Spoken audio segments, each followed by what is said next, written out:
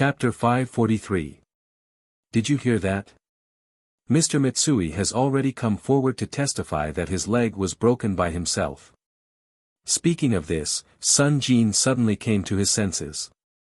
He turned to Mitsui Aina and said, "Mr. Mitsui, did you say something wrong? This leg was obviously broken by Qin Haodong. How can you say that you broke it by yourself?" Mitsui Aina said indignantly, "Nonsense. I broke my leg by myself. Who said that it was broken? Mr. Qin is a good man. How could he break my leg? What the hell? What's going on?" Sun Jin was confused. If it weren't for the broken leg, he would have thought that this Japanese guy had been beaten to the point that his brain was broken. The people around were also surprised, including Qin Haodong. They didn't know what was wrong with Mitsui Aina. Why did he speak up for him? Mitsui Jiro also said, "Officers, my brother really broke his leg by himself. I saw it with my own eyes. It has nothing to do with Mr. Qin. You can't wrongly accuse a good man.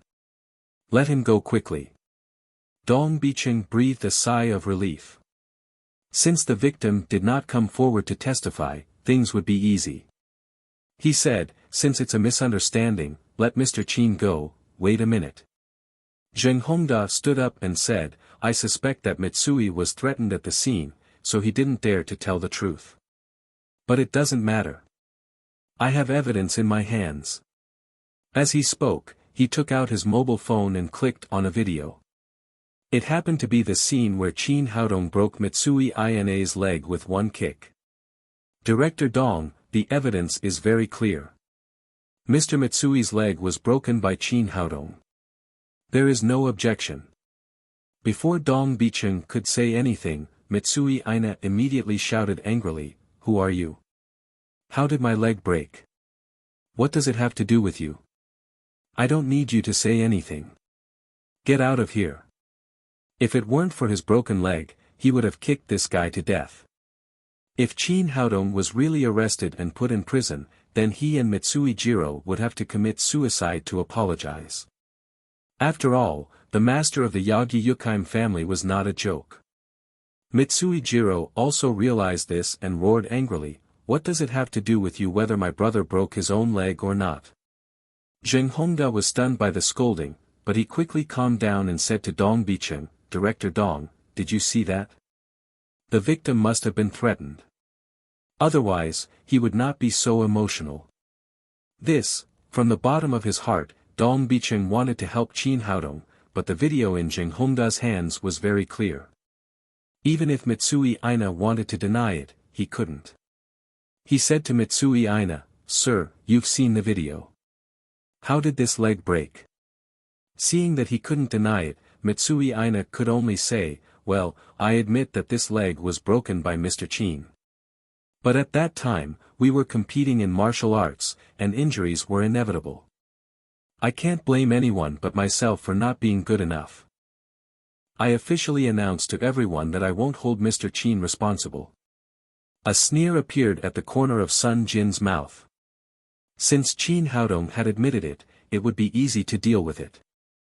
He said to Dong Bicheng, "Director Dong, an injury case is not a case that can be handled through appeal. Although the victim doesn't want to pursue it for some reason, the criminal facts are clear, and Qin Haodong should be brought to justice." This, Dong Bicheng looked at Zhou Xinju awkwardly. Although his relationship with the Zhou family had improved a little, he couldn't afford to offend the Sun family and the Zheng family. At that moment, Qin Haodong said, "Since we're talking about the law, let's be more rigorous. I heard that injury cases must have an injury identification. Otherwise, the case can't be decided. Am I right?" Pan Shiji said, "That's simple. We have a ready-made forensic doctor in the criminal police unit. We can immediately do an injury identification for Mr. Mitsui." Now that things had come to this, he could only stand on Zheng Hongda's side without hesitation, even if he offended Dong Bicheng. Qin Haodong said, "Well, then please do an injury identification for Mr. Mitsui. If I can do it, I will plead guilty and accept the law. If I can't, then I'm sorry, you can only let me go. No one understood what he meant. Mitsui Ina's leg was still in front of them, and it had formed a V shape. Even without a forensic doctor, they could guess what the result of the identification would be. However, today's case was really strange. First, the two captains of the criminal police unit confronted each other. Then, the victim came forward to prove that the suspect was innocent. Now, the suspect took the initiative to ask for an injury identification. What the hell was going on? Were they all crazy? Pan Shiji couldn't care less about this. He said to a young policeman next to him, "Go and call medical examiner Liu." The young policeman answered, turned around, and ran into the criminal police unit. Qin Haodong smiled slightly and came to Mitsui Ina. "For the sake of you being aware of your mistakes and correcting them, I'll treat your injury." "Okay, Mr. Qin. You can do whatever you want." With Yagi Yukaim's instructions, Mitsui Ina did not dare to resist Qin Haodong's decision. Even if this Wuxia man wanted to torture him, he could only bear it. Qin Haodong reached out and grabbed his broken leg. He gently pulled and pushed. With a click, the two sections of the calf, which had been broken into a V shape, were connected together. Mitsui Ina gritted his teeth and was ready to bear the piercing pain. Unexpectedly, not only did the pain not intensify, but even the previous pain disappeared. What's going on? Is my leg cured just like that? Seeing his intact calf, he couldn't believe his eyes. Qin Haodong said with a smile, "Okay, try taking 2 steps." Since the Sun family and the Jing family, who were hiding behind the scenes, had jumped out, he was not in the mood to play anymore. He directly cured Mitsui Ina's leg. Mitsui Ina's face was full of horror and disbelief. He slowly put his right leg on the ground, gently used a little strength, and tried to take a few steps forward. This feeling was exactly the same as before he was injured. There was no pain, and there was nothing strange. My God, the medical skills of Wuxia are really amazing. Dr. Qin, thank you. Thank you for curing my leg. Mitsui Ina looked at Qin Haodong with admiration in his eyes. No wonder the family master valued him. He did have extraordinary skills. Qin Haodong said, "Don't use force for 3 days and don't use force for a week. After that, you'll be fine." The others were completely dumbfounded. What was going on? If they hadn't just seen Mitsui Ina's leg injury with their own eyes, they would have suspected that the two of them were playing a double act. The calf, which had obviously become a V shape, was completely cured in the blink of an eye. Was this still medical skills? This was simply a miracle. At this moment, a medical examiner in a white coat came over with a young policeman. "Medical examiner Liu, that man's leg is broken. Captain Pan wants you to do an injury identification for him." When the young policeman said this, he suddenly felt as if his neck was being strangled. He could not go on because he saw Mitsui Ina walking back and forth on the ground. He did not look injured at all. Medical examiner Liu frowned and said, "Are you kidding me? Isn't this person fine? Why do we need to do an injury identification?" Then he looked back at Pan Shiji and said, "Captain Pan, why did you call me here?" Pan Shiji came to his senses, waved his hand weakly and said, "It's all right." At this time, he began to curse in his heart. What the hell was going on? Such a serious injury was cured in the blink of an eye. Why did they need to do an injury identification? Are you crazy? Are you kidding me? Of course, medical examiner Liu did not dare to say it out loud. He cursed in his heart and then left without looking back. When Qin Haodong saw Dong Bicheng, he said with a smile, "Director Dong, do you think I still need to bear legal responsibility now?" Dong Bicheng quickly said, No. You are completely free now and can leave at any time." Since he could let Qin Haodong go, he certainly did not want to offend the Zhou family. "I'm really not in a hurry to leave. I still have a debt to pay. Qin Haodong turned his head, looked at the Mitsui brothers and said, "What the hell is going on? I need you to tell me clearly." Mitsui Jiro naturally did not dare to hide anything. He directly told them how Sun Jin had bribed them for 10 million yuan. He did not expect that after the warning, the Sun family would still make trouble for him.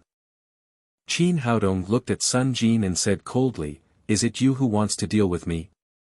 Or is it your Sun family's idea?" Sun Jin straightened his neck and said unyieldingly, "It's me. It has nothing to do with the Sun family. You are just a toy boy.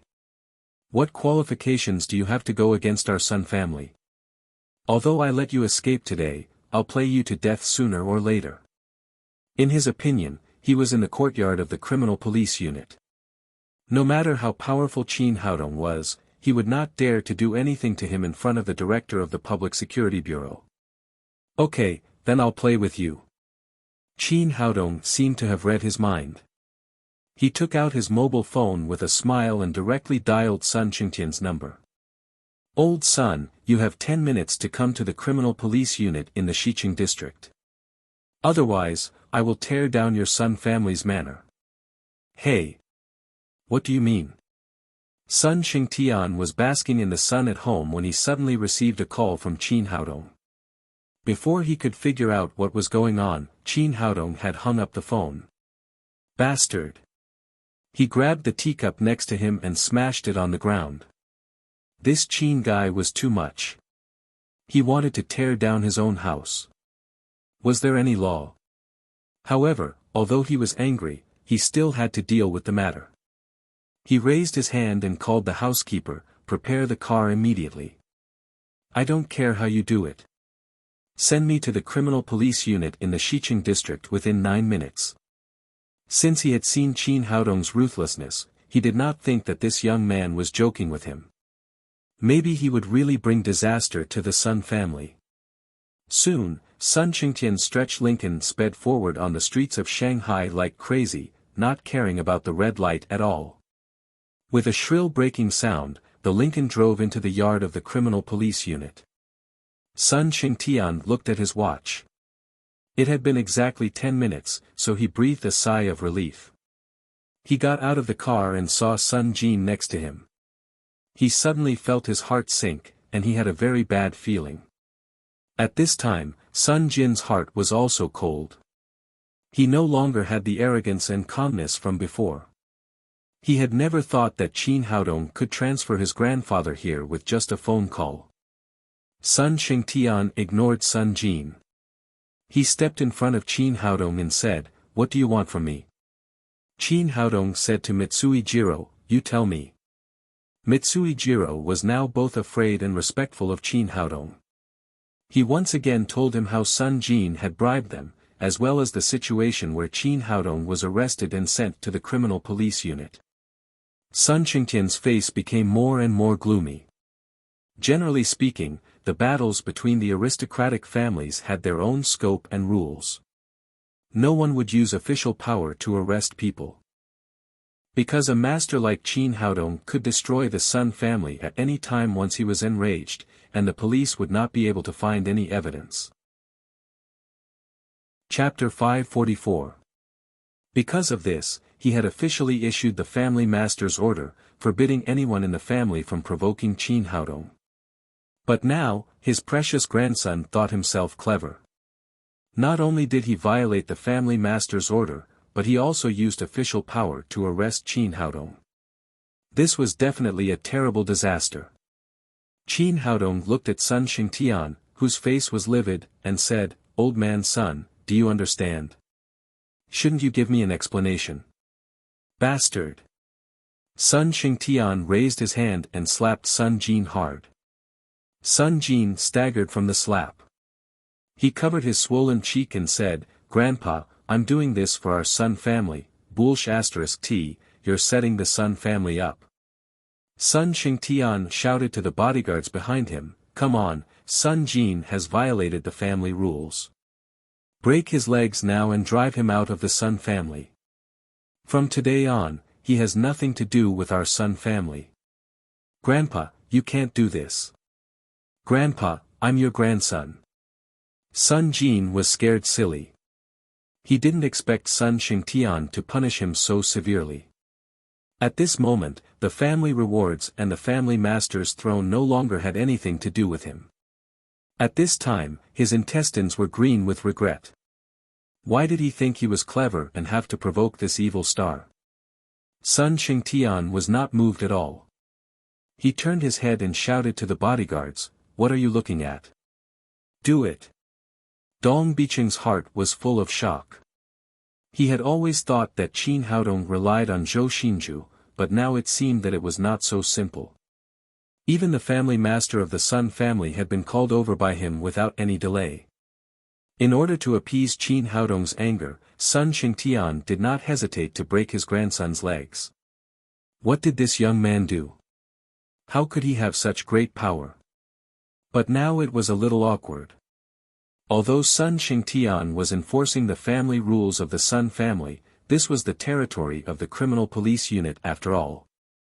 He wanted to break Sun Jin's legs in front of so many policemen. Many policemen looked at each other, not knowing whether they should stop him or not. However, they soon got the answer. When they saw Dong Bicheng turn around and pretend that he didn't see or hear anything, they immediately knew what to do. They all turned their heads and didn't look at Sun Jin anymore.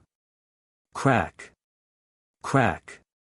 After two crisp sounds, there was a heart-wrenching scream. Sun Jin's legs were completely broken, and then he was thrown out by the bodyguards. After dealing with Sun Jin, Sun Xingtian came to Qin Haodong, lowered his head and said, "Mr. Qin, I'm really sorry. This is a misunderstanding. Sun Jin acted on his own. It has nothing to do with our Sun family." Qin Haodong said lightly, "I'll let it go this time, but I don't want similar things to happen again. Otherwise, the Sun family will bear the consequences. Don't worry, Mr. Qin. This kind of thing will never happen again." After Sun Xingtian finished speaking, he got into the car and left the crime squad compound with his men. At this time, he was extremely aggrieved and his eyes were filled with hatred. The dignified Sun family's patriarch had been forced into such a state by a young man. "Brat, just you wait. I'll make you pay the price sooner or later." After the Sun family left, Qin Haodong turned to look at Dong Bicheng and said, "Director Dong, it's clear now that Captain Pan didn't cross the line by accident. He colluded with Sun Jin. What do you think we should do?" Zhou Xinju said, "Haodong, don't worry. Uncle Dong will definitely deal with it impartially." Pan Shiji's heart sank. These two people were echoing each other, and it was very likely that his career would be ruined. He couldn't help but turn his head to look at Zheng Hongda, hoping that his master could help him out a little. However, he was disappointed. Zheng Hongda seemed to be admiring the clouds in the sky. He didn't even look at him, nor did he have the slightest intention of helping him. In fact, Zheng Hongda couldn't be blamed. The situation was right in front of him. Even if he wanted to help, he wouldn't be able to do anything. Moreover, Pan Shiji was just a dog in his eyes. He was nothing at all. There was no need to pay too much for a dog. Dong Bicheng looked at Pan Shiji and said sternly, "As a policeman, you can't be strict with yourself. You colluded with others to frame a college student, violated the rules, crossed the line to enforce the law, and violated the rules by using guns. I announce that you are relieved of your position as captain and expelled from the police force. You will be dealt with further for your illegal behavior. It's over." Pan Shiji's eyes darkened and he collapsed to the ground. He knew that his life was completely over. Zheng Hongda shook his head. What happened today really disappointed him, but it didn't matter. He didn't lose too much. He stepped toward his car and was about to leave the criminal police unit. At this time, he heard someone behind him call out, "Stop, did I let you go?" The person who spoke was naturally Qin Haodong. He wouldn't easily let go of the person who had set a trap for him, even if the other party was the young master of the Zheng family. Zheng Hongda turned around and smiled at him, "What's the matter? Qin Haodong said, "Young Master Zheng, isn't it a bit too easy for you to leave like this?" He spread his hands and said, "Qin Haodong, I admit that you have some means, but what can you do? This matter has nothing to do with me.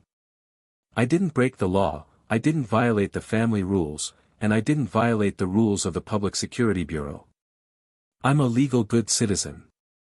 Why can't I leave?" Indeed, this was where his confidence came from. Sun Jin had always been in front of this matter, and he didn't show anything. He just used Pan Shiji as a chess piece. However, as long as Pan Shiji wasn't crazy, he naturally wouldn't betray him. Otherwise, how could he survive in Shanghai in the future? Qin Haodong said, "You didn't break the law now, but it doesn't mean that you won't break the law later." Zheng Hongda said, "I'm a person with a brain. How could I do that kind of illegal thing?" But before he finished speaking, a flash of confusion suddenly flashed in his eyes. Then he rushed over crazily, grabbed the fire hydrant, and smashed it hard at Dong Bicheng's car. Clatter. Clatter. Clatter. Before anyone could react to what was going on, he had smashed Dong Bicheng's car into pieces.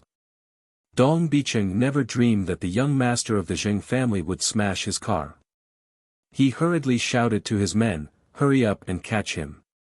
Zheng Hongda threw the fire hydrant in his hand at the police officer who rushed over and then rushed out of the crime squad like a madman. As he ran, he took off his clothes. By the time he rushed out of the crime squad's gate, he was already naked. Moreover, the young master of the Zheng family's physical fitness was good enough. 7 or 8 policemen couldn't catch up with him. He ran all the way to the bustling downtown of Shanghai naked. Crazy, the young master of the Zheng family is crazy, this was what everyone was thinking, but they didn't understand why Zheng Hongda, who had just been talking with confidence, suddenly went crazy and smashed the car of the director of the Public Security Bureau. What was he going to do? Was he looking for excitement? Zhou Xinzhu seemed to have found something. She came to Qin Haodong and whispered, "Did you do this?" Qin Haodong spread out his hands and said, "I'm just standing here. I didn't do anything." He turned his head and said to Dong Bicheng, "Director Dong, this guy smashed the police car in public and ran naked in the downtown area. Isn't that illegal?"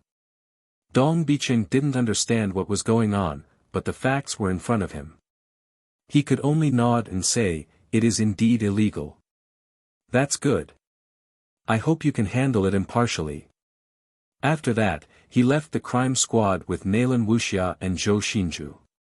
After going out, he said to the two of them, "Thank you for your help today." Nalan Wuxia said, "I have something to do.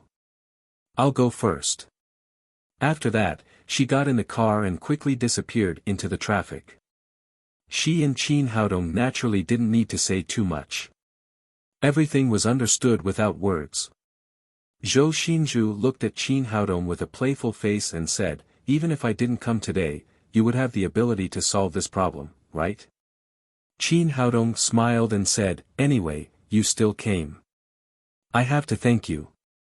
Zhou Xinzhu said, "Since the first time we met, I have been improving my evaluation of you every time, but I still underestimated you every time. You are really an interesting guy. Don't be curious about a man easily, or you will easily fall in love with him." Zhou Xinzhu smiled and said, "It's too late. I've already fallen in love with you. What should I do?" "That can't be helped. Who told me to be so charming?" After joking for a while, Qin Haodong said, "I still have something to do. I'll go first. I'll treat you to dinner another day." After that, he got in his car, took out his mobile phone and dialed Yagi Yukaim's phone number. "Are Mitsui Jiro and Mitsui Aina your people?"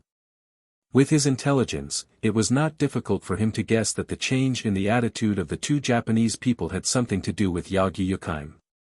"Yes, master. They have offended you. Please punish them. Even if you kill them, it's fine. Forget it. Let bygones be bygones." Given that the Mitsui brothers behaved well later, Qin Haodong didn't intend to hold them accountable. What's going on? When did you come to Shanghai? Yagyu Yukheim said, this time, Wuxia held a high-level business summit in Shanghai. I came to attend on behalf of the Yagyu family. I didn't report to Master. Please punish me, Master.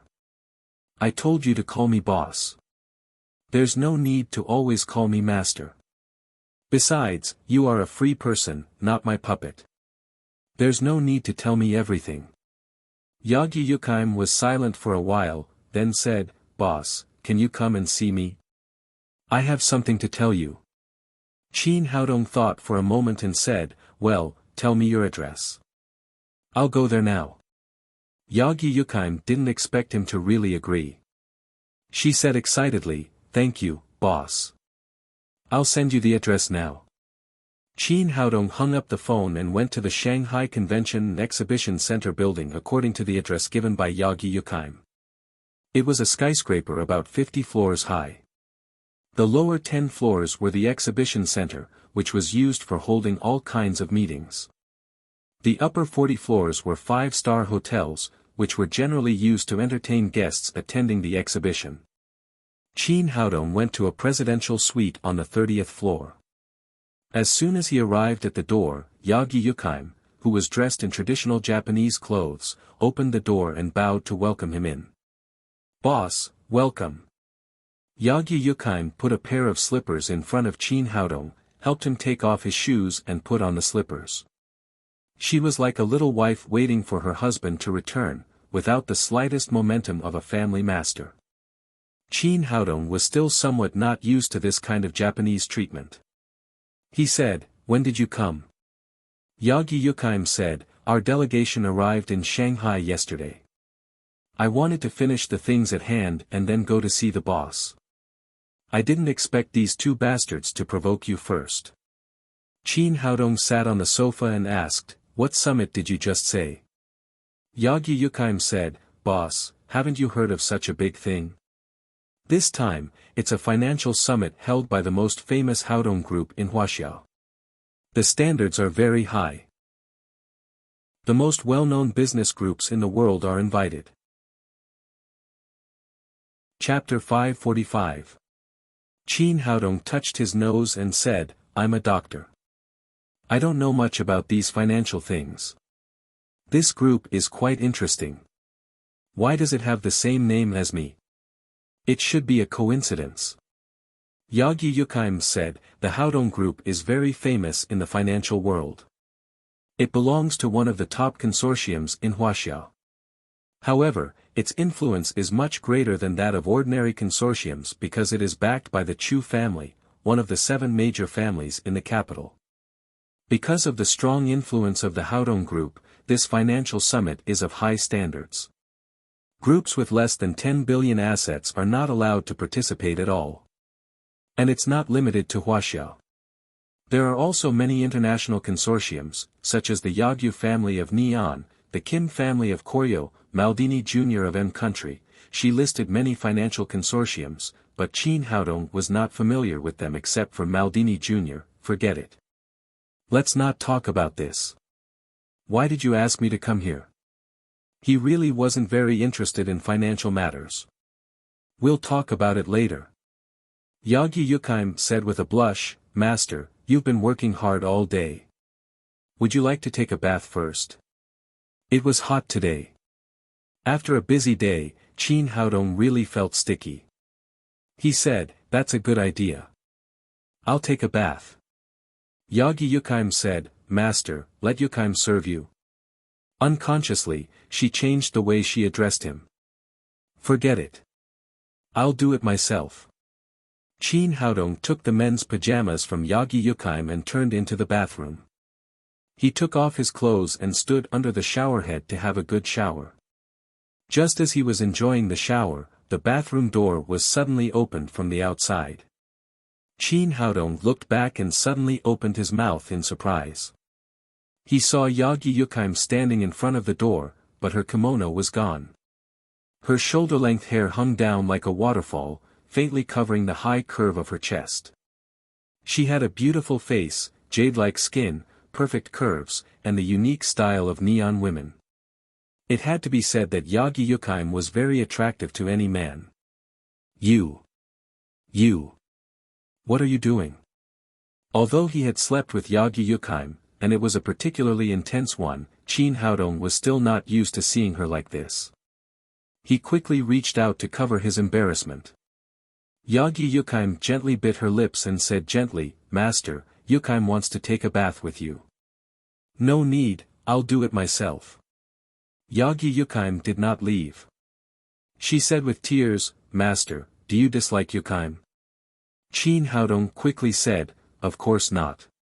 Why would I dislike you? Since you don't mind, I'll let Shueji serve you." Yagi Yukheim resisted the shyness in her heart, stepped into the bathroom, and hugged Qin Haodong's solid body. Since leaving Jiangnan City, Qin Haodong had not tasted meat for a long time. At this time, he was like ignited dry firewood, and a flame rose from his lower abdomen. "Master, what I want to tell you today is that Shui Jie wants a child." Qin Haodong was speechless.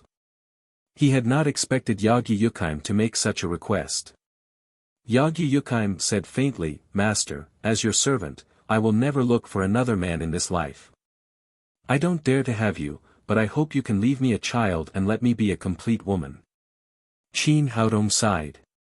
Because of the master-servant contract, Yagi Yukheim was destined not to fall in love with anyone else in this life.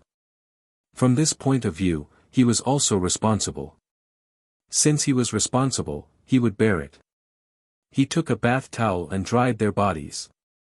Then, he picked up Yagi Yukheim and walked to the big bed in the bedroom. This was the third time the two of them had slept together, but the first two times had been mixed with other factors. This time was the purest. "Master, let Yukheim serve you." Yagi Yukheim completely opened her heart. Under the fierce battle between the two of them, the big bed seemed to tremble a little. Happy times were always short. When Qin Haodong left the hotel, the night had fallen. All kinds of lights lit up the night scene of the Shanghai city. He walked out of the hotel lobby. Just as he came under the porch, he saw that it was raining cats and dogs outside. He didn't bring his rain gear, and his car was parked in the parking lot outside. Just as he was hesitating about how to leave, there was a shrill horn next to him, and a black Rolls-Royce with a capital license plate drove up.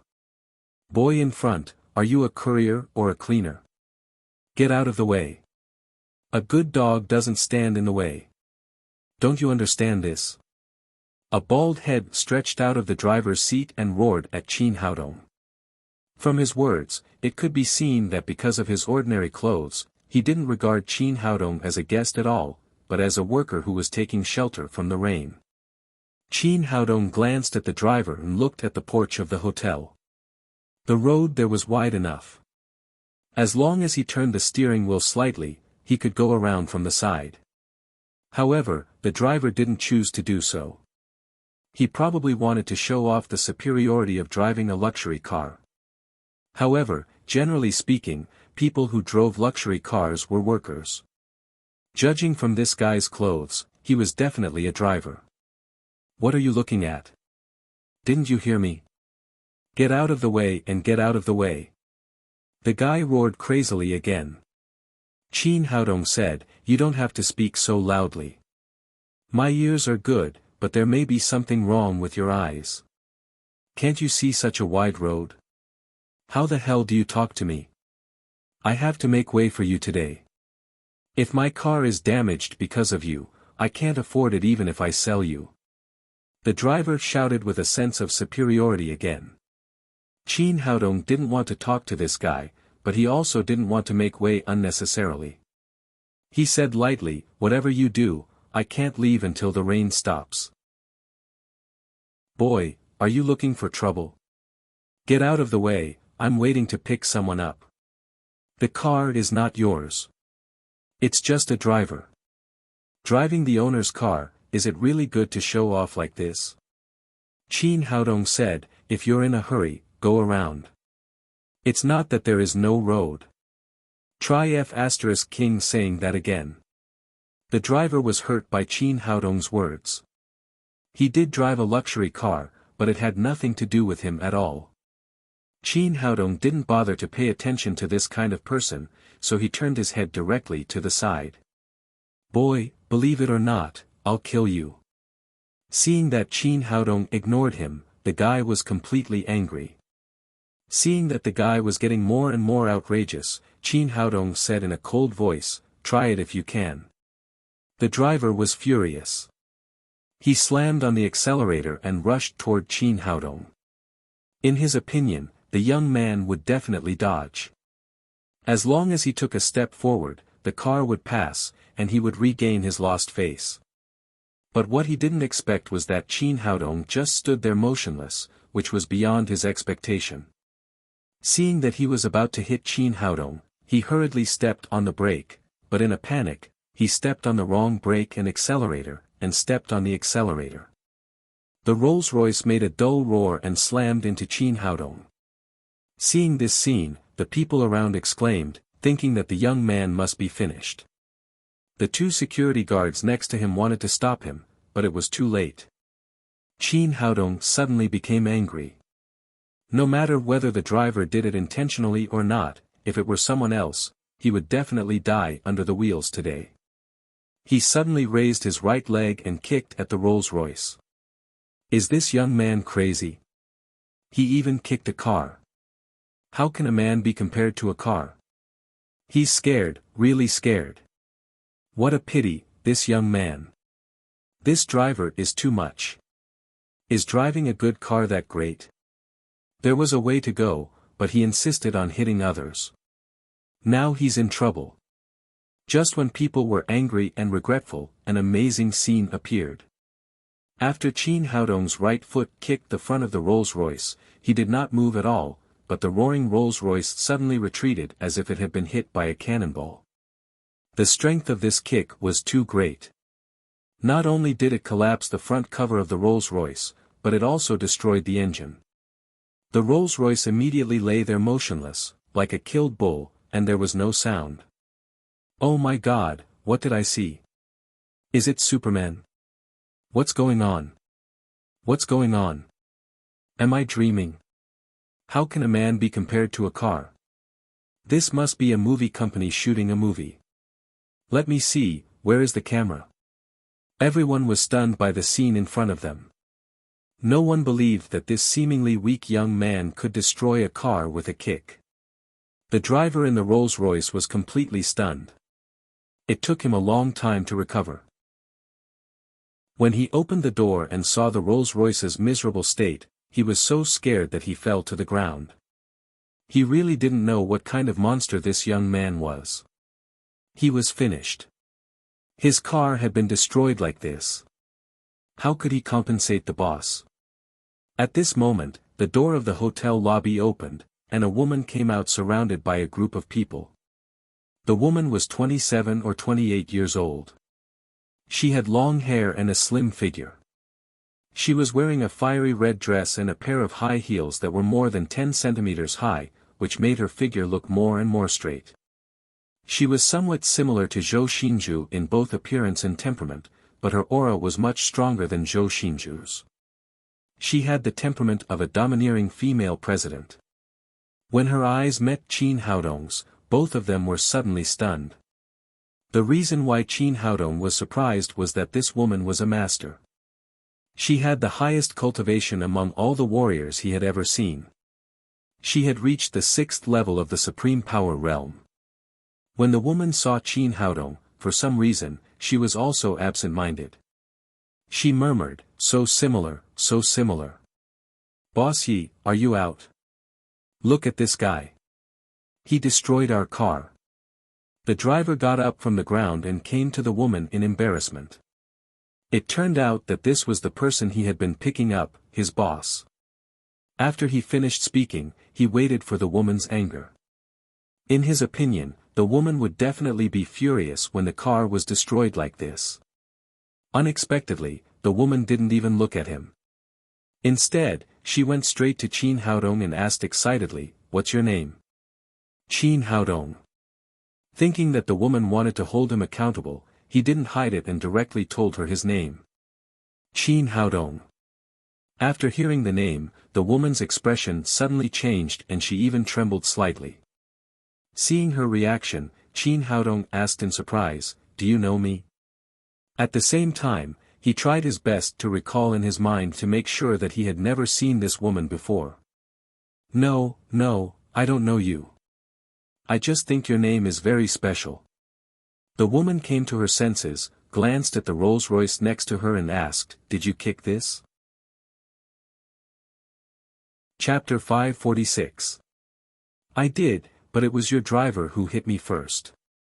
While speaking, Qin Haodong became nervous. After all, he was facing a master of the 6th level of the supreme power realm. Unexpectedly, the woman did not show any sign of anger. Instead, she nodded with a smile and praised him, "You're good. Have you practiced kung fu?" Qin Haodong said, "A little." The woman said, "Okay, you can go now." As soon as she said that, everyone was stunned. The loss of this car was at least 1,000,000 yuan, but this woman did not seem to care about it at all. Qin Haodong was also somewhat surprised, but he had no intention of paying for it. He said, "Well, goodbye." The driver next to him quickly shouted, "Boss, he damaged our car." The woman turned around and the smile on her face disappeared in an instant. She said in a cold voice, "Shut up." In the face of the woman's strong power, the driver was speechless for an instant. The woman asked, "Tell me, what's going on? Why did you hit someone with your car?" The woman's aura was so strong that the driver was just an ordinary person. He stammered for a long time and could not even say a complete sentence. The woman turned to look at the security guard in charge of the door and asked, "Did you see it just now? What happened?" "Miss, I saw it." The security guard recounted everything that had just happened. After hearing this, the woman said to the driver, "You're a dog who acts on his power. From now on, you're fired. Get out of here." "No, boss, I won't dare to do it next time. Please give me another chance." "Give you another chance? Because you caused such a big damage to my car. You have to pay for it. Go back and wait for the court summons." The driver's face suddenly turned pale and he fell to the ground. How could he afford such a big loss? However, he could not blame anyone else. He had just acted tough because of his power. If it had not been for Qin Haodong, he would have been arrested and sent to prison. After dealing with the driver, the woman turned around and said to her men, "Today's activity is cancelled. You can go back to your own business." She then looked at the security guard next to her. "Get the person in charge here. Send a copy of the surveillance video of what just happened to my room." With that, she turned around and walked back to the hotel. "Who is this person? It looks so powerful. You don't even know this? This is Miss Yi Qing, the CEO of the Haodong Group. She controls hundreds of billions of assets and tens of thousands of employees. Of course she has a powerful aura. Oh my God, so she's Yi Qing. She's so pretty, if only she could provide for me, dream on. I'm so handsome. Even if he has a sugar daddy, it should be me." It turned out that this woman was Yi Qing of the Haodong Group. Everyone thought that she cancelled the operation because her car was broken and she was in a bad mood, but no one expected that after returning to the room, she immediately jumped up excitedly, as if she had encountered a great joy. After calming down, she called the bodyguard captain in and said, "Go and check the young man named Qin Haodong for me. Dig out all his information. The more detailed, the better. Remember, don't disturb him." "Got it, Mississippi." The bodyguard captain agreed and left the room. He had followed Yi Qing for many years and knew her temper very well. No wonder this little witch, who never suffered losses, was so easy to talk to today. It turned out that she wanted to settle accounts with that person later. Yi Qing did not know what the bodyguard captain was thinking. At this time, the security department of the hotel sent a copy of the video over. She closed the door and began to watch the video. In the end, she stopped the video on Qin Haodong's handsome face and murmured, "Similar, so similar. I didn't expect this guy to be so good at martial arts. I must tell my sister about this and make her happy. Otherwise, she will be depressed all day and grow old quickly." Thinking of this, she opened the hotel safe, took out a separate mobile phone, and dialed a series of phone numbers. In a luxurious room in the capital, Chu Xianyue, who was graceful, leaned against the head of the bed and stared blankly at the two photos in front of her. In these two photos, the one on the left was still a baby in swaddling clothes. The child looked chubby and very cute. The one on the right was a handsome man in his 20s. If one took a closer look, they would find that he looked very similar to Qin Haodong. As she watched, her eyes began to mist up, and large drops of tears rolled down her cheeks. At that moment, a red phone beside her rang. Chu Xianyue wiped her tears, took a deep breath, adjusted her mood, and said in a relaxed tone, "You little girl, I told you not to use this confidential phone unless necessary. Why did you call me as soon as you arrived in Shanghai?" "Of course I use this phone for something important." Yi Qing giggled and said like a child, "Chu Xianyue, are you lonely now that I'm gone? What are you doing at home? Do you miss me? Actually, even if you don't tell me, I know. You must be staring at the two men in a daze, right?" Hearing the familiar voice, a smile appeared on Chu Xuanyue's face. For 20 years, she had relied on Yi Qing to survive. "You little girl, you directly called my name again. You really have no manners at all." Yi Qing said with a smile, "Can you blame me? I was a child who lacked maternal love back then. I originally wanted to call you mother, but in order to show that you were young, you forced me to call you sister. Since we are of the same generation, why be so polite?" "You're right." Chu Xianyue said, "You called me on the encrypted phone. Is this what you want?" Yi Qing said, "Of course it's important. I sent a photo to your mailbox. Take a look." "What photo? Why are you being so mysterious?" Chu Xianyue said as she took the laptop. "It's a handsome guy, a super handsome guy. You'll definitely like him." "What's wrong, little girl? Usually when I ask you to find a boyfriend, your head is shaking like a rattle drum. Why do you have a crush on someone as soon as you arrive in Shanghai? Whose poor child is this? Why did you, little witch, take a fancy to him?" Yi Qing giggled and said, "Do you agree with me pursuing him?" "Of course. At your age, you should have found someone to marry long ago, so that you don't have to bother me at home every day. Chu Xianyue, do you have a conscience?" "I don't get married because I want to stay at home with you." Yi Qing said, "Remember, you agreed to let me pursue this handsome guy. Don't go back on your word." "What? Is the person you like much younger than you? Do you want to be an old cow who eats young grass?" "What do you mean by old cow? He's just 28 years old and is about to bloom." As the two of them talked about this, Chu Xianyue had already turned on the computer. When she saw the photo sent by Yi Qing, she immediately said with dissatisfaction, "You little girl, did you play such a joke on me in the middle of the night? Why did you send me a photo of your brother-in-law? Chu Xianyue, even you think he looks like him?" Yi Qing said excitedly, "I was shocked when I first saw him. He looks so much like my brother-in-law." Chu Xianyue said in surprise, "Isn't this a photo of your brother-in-law?" "Of course not. Look at the background. This is the porch of a hotel. When did brother-in-law come to Shanghai?" Chu Xianyue took a closer look at the handsome face in the photo. It was indeed a little different from the person in her heart, but she still asked, "Are you sure you didn't edit this photo?" Yi Qing said, "I just cut this from the video recording. I didn't edit it at all." Hearing her words, Chu Xianyue suddenly became excited and her body couldn't stop trembling. "Xiao Qing, how old is this child? What's his name?" "Sister, don't be too excited. His name is Qin Haodong. As for how old he is, I don't know yet. I've already sent someone to check. Qin Haodong. His name is Qin Haodong. Is he really my little Haodong? Chu Xianyue murmured and looked at the face on the screen with tears streaming down her face. Yi Qing said, "Sister, don't cry. There are many people who look like him. There are tens of thousands of people with this name in Huaxia. Whether he is your lost son or not, we have to do a DNA test." Chu Xianyue came to her senses and quickly said, "You're right.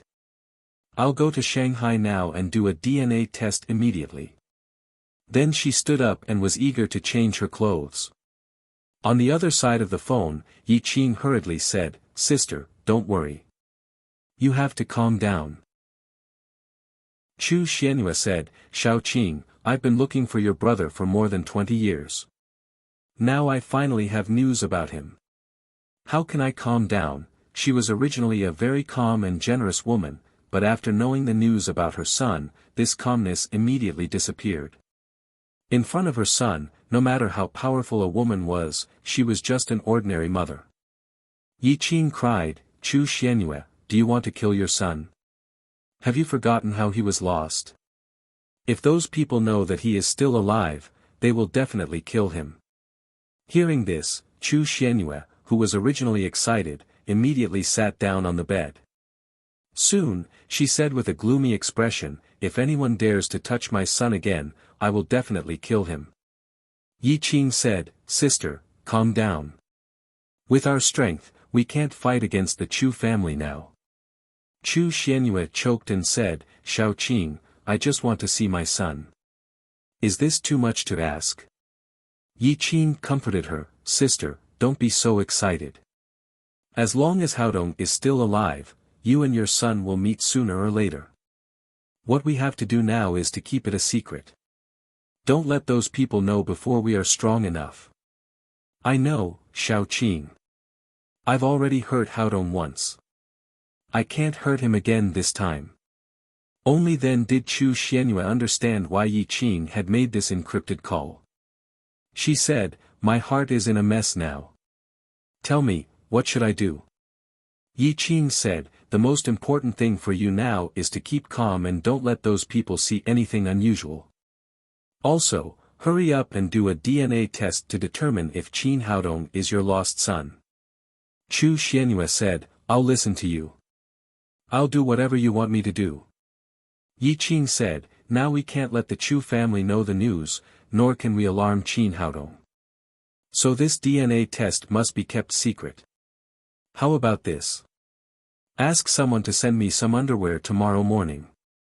Put your hair inside your clothes and send it to Shanghai. I'll find a way to get Qin Haodong's hair and secretly do a DNA test. Then we'll know the result." Chu Xianyue said, "Shao Qing, you're so thoughtful. I hope you can find my son this time." Chapter 547. Yi Qing said, "Sister, leave the appraisal to me, but you have to tell me about you and brother-in-law. You haven't told me about it for so many years." She knew that Chu Xianyue had two men she loved deeply. One was her son, and the other was her husband, Qin Zongheng. Other than that, she didn't know much. "I didn't tell you before because I didn't want to look back on the past. Now that I have news about Haodong, I'll tell you." Chu Xianyue showed a sad expression. She recalled the past and slowly told her story. 22 years ago, I was a famous talented woman in the capital. I was also known as the most beautiful woman in the capital. Haodong's father, Qin Zongheng, was a rare martial arts genius of the Qin family. The Qin family had high hopes for him. We met by chance. From the first time I saw him, I decided that he was the man of my life. It turned out that love at first sight was not a legend, but a real thing. We were a perfect match. Unfortunately, among the 7 great families in the capital, the Qin family and the Chu family had always been at odds. They had been competitors for hundreds of years, so our love didn't get the blessings of our families. On the contrary, it attracted strong opposition. What happened after that? What happened to you? Yi Qing couldn't help asking. Although she was a well-known little witch in the capital, all women had an instinctive longing and yearning for love. Chu Xianyue said, "Brother Zongheng and I really loved each other. The opposition from our families couldn't stop us from being together. One day, I found out that I was pregnant. At that time, I was ecstatic. I thought that with a child, my family would definitely agree to our marriage. I didn't expect that when I heard the news, I didn't get the blessings of my family. On the contrary, it attracted strong opposition from both parents. The Qin family forced Brother Zongheng to break up with me, and at the same time, arranged another marriage for him. On the Chu family's side, my father forced me to abort the child. Later, I threatened to kill myself, and barely saved Haodong. If this went on, even if we couldn't get married, we could still keep the child. However, at that time, someone suddenly came to the Chu family. It was Taoist Yuan, who claimed to be proficient in the yin-yang input method. He claimed to be the descendant of Yuan Tiangang of the Tang dynasty. He was proficient in the 8 trigrams, and all kinds of yin and yang spells. He looked at the ancestral grave of our Chu family and claimed that it was the land of fairies. Yi Qing asked, "Could it be that the land of the fairies has something to do with children?" Chu Xianyue said, "According to Taoist Yuan, the land of the fairies' skin is a kind of excellent geomancy, which can protect the prosperity of future generations. However, there is one thing. All women who marry outside cannot give birth to boys. Otherwise, they will take away the fortune of the family and nourish the husband's side." Yi Qing said, "Isn't this nonsense? Did the old man believe it too?" Chu Xianyue said, "There are many people who believe in this evil theory. I heard that the family of Li Hongzhang, a famous minister of the previous dynasty, was buried in the land of fairies' skin, so there were no women in the Li family in his generation. It's not that they didn't give birth, but they were directly killed when they were born. They were afraid that the Li family's blessing would be taken away. Although my father wasn't as cruel as the Li family, after knowing that Haodong was a boy, he wouldn't allow him to stay in this world. He was afraid that he would bring the fortune of the Chu family to the Qin family." Yi Qing asked, "What happened after that?" Chu Xianyue said, "Under the instigation of Taoist Yuan, my father didn't show anything at first. Just when I was a little relaxed, Haodong was suddenly lost one day. Although I still don't know who stole the child, I know that this matter definitely has something to do with the Chu family. It must have been arranged by my father. The day Haodong disappeared was the day that Brother Zongheng got married to that woman. After receiving the news of the child's disappearance, Brother Zongheng ran away from home angrily.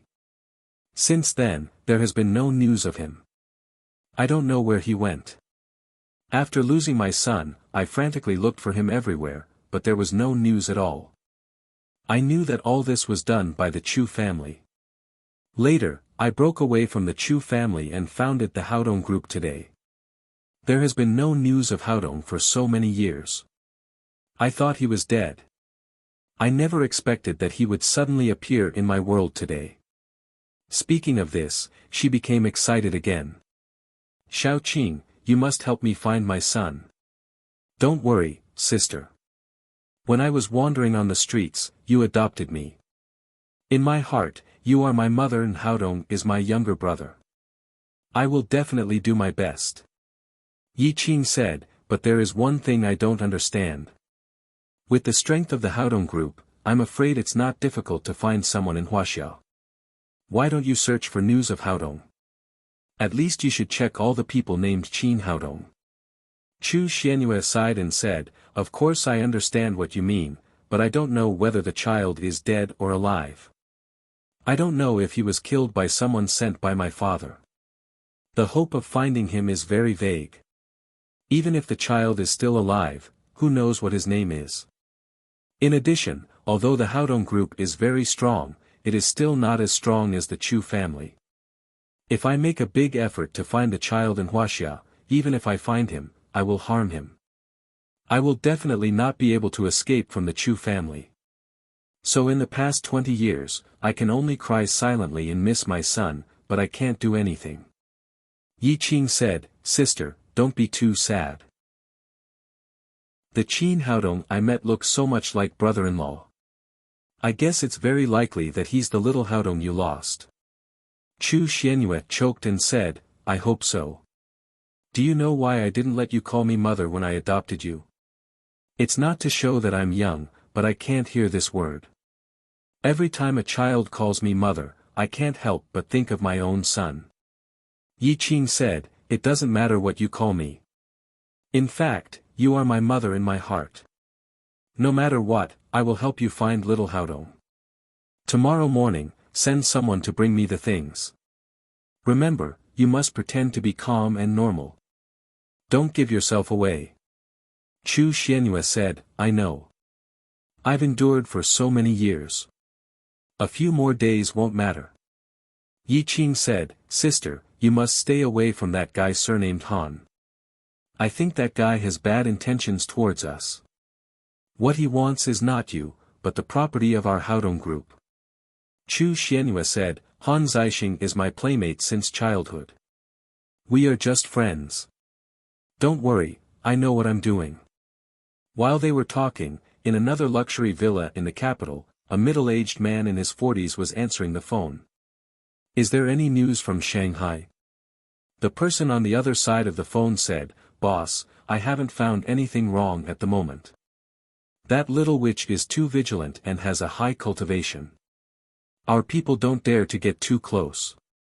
Be careful, but you must keep an eye on her. Report to me immediately if anything unusual happens." "Got it, boss." After hanging up the phone, the middle-aged man murmured, "Chu Xianyue, Haodong Group, none of you can run away. Sooner or later, you will all be mine." Qin Haodong returned home. As soon as he entered the door, the little fellow rushed over and said, "Papa, what did you do? Why did you come back so late?" "Papa went out to do something." He kissed the little fellow on the cheek and walked into the living room with her in his arms. The little fellow said, "Papa, why do you smell so good? Are you with an auntie?" Qin Haodong staggered and almost fell to the ground. He quickly said, "Tang Tang, have you had dinner? What delicious food did Mama cook for you?" Li Meiyu looked at him and said with an unkind expression, "Don't change the subject. You haven't answered my question yet. Where did you go after coming out of the crime squad? Did you go out to pick up girls again?" The other girls also looked at him playfully. Chi Waner said, "What did he do? Hurry up and tell the truth, or you will be tortured." Jia Shirhan said, "Don't talk about him like that. He must have gone to do something." Nailan Wushuang said, "Shirhan, you are too addicted to this guy. You were deceived by him." Lin Momo took the little fellow from Qin Haodong's arms and looked at him playfully. She said, "Tell me, where did he go?" Qin Haodong touched his nose and said with a little embarrassment, "I went to the exhibition center to find Yagi Yukheim." Chi Waner said, "I don't know what kind of luck you have with women. Why can't you leave them?" Li Meiyu said angrily, "Well, Qin Haodong, you even hooked up with a neon woman. It's not what you think." Qin Haodong quickly explained, "Fortunately, Yagi Yukheim helped with today's case. Otherwise, it would not have been so easy to solve." As he spoke, he briefly described the situation in the crime squad. He emphasized that it was Yagi Yukheim who asked the Mitsui brothers to change their statements. Of course, he could not mention that the two of them had sex in the hotel. "You see, she helped me so much. I have to go there. Thank you." Among the crowd, Lin Momo knew the relationship between him and Yagi Yukheim very well. However, she just smiled and did not say anything.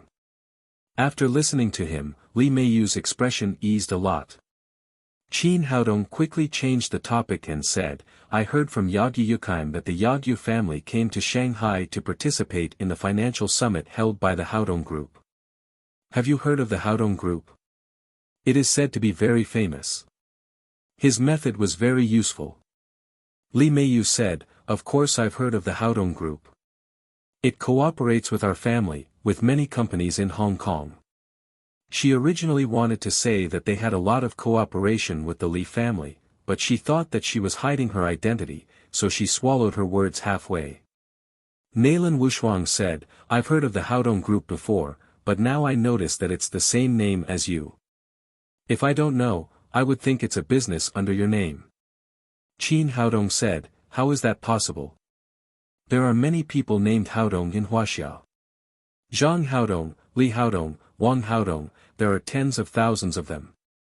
Lin Momo said, I've known about the Haodong group for a long time. For me, it's an inspirational story of two women. What do you mean? Jia Shihan asked curiously. She knew nothing about this world. She didn't know as much as Qin Haodong. Naturally, she had never heard of the Haodong group. Lin Momo said, the founder of the Haodong group is called Chu Xianyue. She was originally the eldest daughter of the Chu family, but she did not inherit the family business. She founded the Haodong group herself. Later, she adopted a little girl, who is now the CEO of the Haodong group, Yi Qing. Yi Qing's ability is also very outstanding. She cooperated with Chu Xianyue to build the Haodong group. Now, it is definitely one of the largest financial groups in Huaxia. Many people think that Chu Xianyue has achieved what she has today because of the Chu family, but as far as I know, this statement is not reliable at all. I don't know why, but Chu Xianyue has a very bad relationship with the Chu family. After leaving the Chu family, she rarely contacted them. The Haodong group was built by her. It has nothing to do with the Chu family. Chapter 548. Qi Weiner said, the Haodong group is also famous in the capital. I've heard of it before. Especially the CEO, Yi Qing. This woman is both beautiful and capable, but she's a little witch. She has taught all the playboys of the big families in the capital a lesson. Many playboys tremble when they hear her name. Hearing this, Qin Haodong suddenly remembered the woman he had met in front of the exhibition center. She was beautiful, arrogant, and a powerful sixth-level supreme power master. Now it was very likely that she was the little witch Yi Qing that Qi Weiner had mentioned. At this time, Jia Shihan said, so powerful. They are really two amazing women. I really want to meet them if I have the chance. Lin Momo said, it's too difficult. Let alone Chu Xianyue, it's even more difficult for us to meet Yi Qing. For example, the financial summit in Shanghai was held by the Haodong group, but the threshold is very high. If you want to participate, you must have at least 10 billion yuan in assets. Otherwise, you are not even qualified to enter the door. Lin's jewelry has just arrived in the capital and has not yet formed a scale of industry. I have tried to find some connections in the past few days, but there is no way to get an invitation at all. Speaking of this, she had a lonely look on her face. She imagined that her Lin's group was doing well in Jiangnan City and was very important, but she couldn't even get an invitation letter in Shanghai, which really made her feel very frustrated. Qin Haodong asked, is this financial summit very important to us? Lin Momo said, of course, our Lin's Jewelry and Tangmen Pharmaceutical Company have just arrived in Shanghai. Although we have a firm foothold thanks to the Daddy Security Company, we have no connections in the upper class. The participants of this financial summit are all big companies and consortiums. If we can build a good relationship with them, it will definitely be good for the future development of Lin's Jewelry and Tangmen Pharmaceutical Company. Especially Lin's Jewelry, these rich people are the big customers we need to fight for in the future. If we can't win the approval of these people, it will be impossible to defeat Shui's Jewelry. Qin Haodong said, why didn't you ask Ma Wenjue to think of a way? Lin Momo shook her head and said, I've already asked, and Wenjue can't do anything about it. This financial summit is held by the Haodong group. All the invitations are issued by Yi Qing alone. The security is extremely strict. Those who don't meet the conditions can't enter. I see. Qin Haodong thought for a moment, took out his mobile phone and dialed Zhou Xinju's number. He went straight to the point and said, "Can you help us get an invitation to this financial summit?" Hearing this, Zhou Xinzhu smiled bitterly and said, "I really can't do that. Our Zhou family only got one invitation." Qin Haodong said, "With the strength of the Zhou family, is there no other way?" "No." Zhou Xinzhu said simply, "The organizer of this financial summit is the Haodong Group in the capital. There are also many large consortiums with an international industry scale of 100 billion yuan attending the summit. For example, the Yagyu family in Nian, the Kim family in Koryo, and Maldini Jr. in M country. Compared with them, our Zhou family is just an ordinary member with no privileges at all." "All right then." Qin Haodong had no choice but to hang up the phone. "Is there no other way?" Lin Momo asked. Qin Haodong shook his head. Just then, Saber came in and said, "Boss, there's a woman outside looking for you." Li Meiyu immediately said with dissatisfaction, "It's so late and there's still a woman looking for you. How many women have you provoked outside?" Qin Haodong spread out his hands and said, "Don't randomly accuse me. I don't even know who it is. Just let her go." Li Meiyu said, "No, if you don't let her in, it means that you have a guilty conscience." "What's there to feel guilty about?" Qin Haodong said to Saber, "Let her in." He was also very surprised. Who would come to his house so late at night? Yi Qing stood in front of Qin Haodong's house and looked at the beautiful villa. She was quite emotional. She had just gotten the first-hand information about Qin Haodong. He was a child picked up by an old Chinese medicine practitioner in Jiangnan City. From the date of birth, it was further consistent with the son that Chu Xianyue had lost. At the same time, Qin Haodong's achievements made her even more amazed. At the age of 20, he had become a famous medical sage in Jiangnan City. At the same time, he had opened a security company, a pharmaceutical company, and a large number of shares in Lin's group. After coming to Shanghai, he had defeated the Sun family in less than a month and quickly became the existence above the three big families. This was definitely not something that an ordinary person could do. The reason why she came here so late was that, on the one hand, she wanted to verify whether Qin Haodong was Chu Xuanyue's lost son. On the other hand, she wanted to see what was so magical about this young man. At this time, Saber came back and said to her politely, "Miss, please come with me." She followed Saber into the living room of the villa. After entering the door, all eyes looked at her. For a moment, everyone's face showed a shocked expression. Yi Qin was shocked.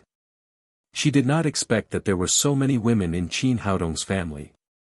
Moreover, all of them were so beautiful that any one of them was not inferior to her. Lin Momo, Qi Wan, and Li Meiyu were all shocked because they all recognized Yi Qin. They never dreamed that the person who came to visit in the middle of the night was Yi Qin, who often appeared on the cover of financial magazines, the CEO of Haodong Group. Qin Haodong also did not expect that Yi Qin would come to his house so soon. Did she still want him to pay for her car? "Auntie, you're so beautiful." After seeing Yi Qin, the little fellow did not feel strange at all. On the contrary, she greeted her in a friendly manner. "Little sister, you're also beautiful." Yi Qin saw the little fellow who looked like a doll and immediately liked her very much. At this time, Lin Momo stepped forward and said, "President Yi, I didn't expect you to come here. Please have a seat." Yi Qin said, "Don't be so polite. Call me Yi Qin or Sister Qin." Qin Haodong secretly thought that as expected, this woman was really Yi Qin. Yi Qin said to him, "I didn't expect that there were so many beautiful women in your house. It's simply a concentration camp of beautiful women. Can you introduce me to them?" "Introduce? How?" Of course, Qin Haodong would not do as she said. There were so many women in the room, and there were many relationships that could not be explained clearly to an outsider. He said, "Miss Yi, I tell you, you can only blame your driver for that car. It has nothing to do with me. Fortunately, you met me today. If it was someone else, they would have been killed by him.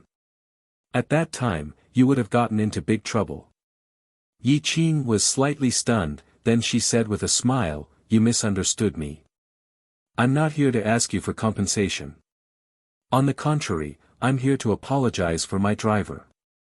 It was my driver's fault today. I've fired him. Qin Haodong said, oh, there's no need to apologize. I'm not injured anyway.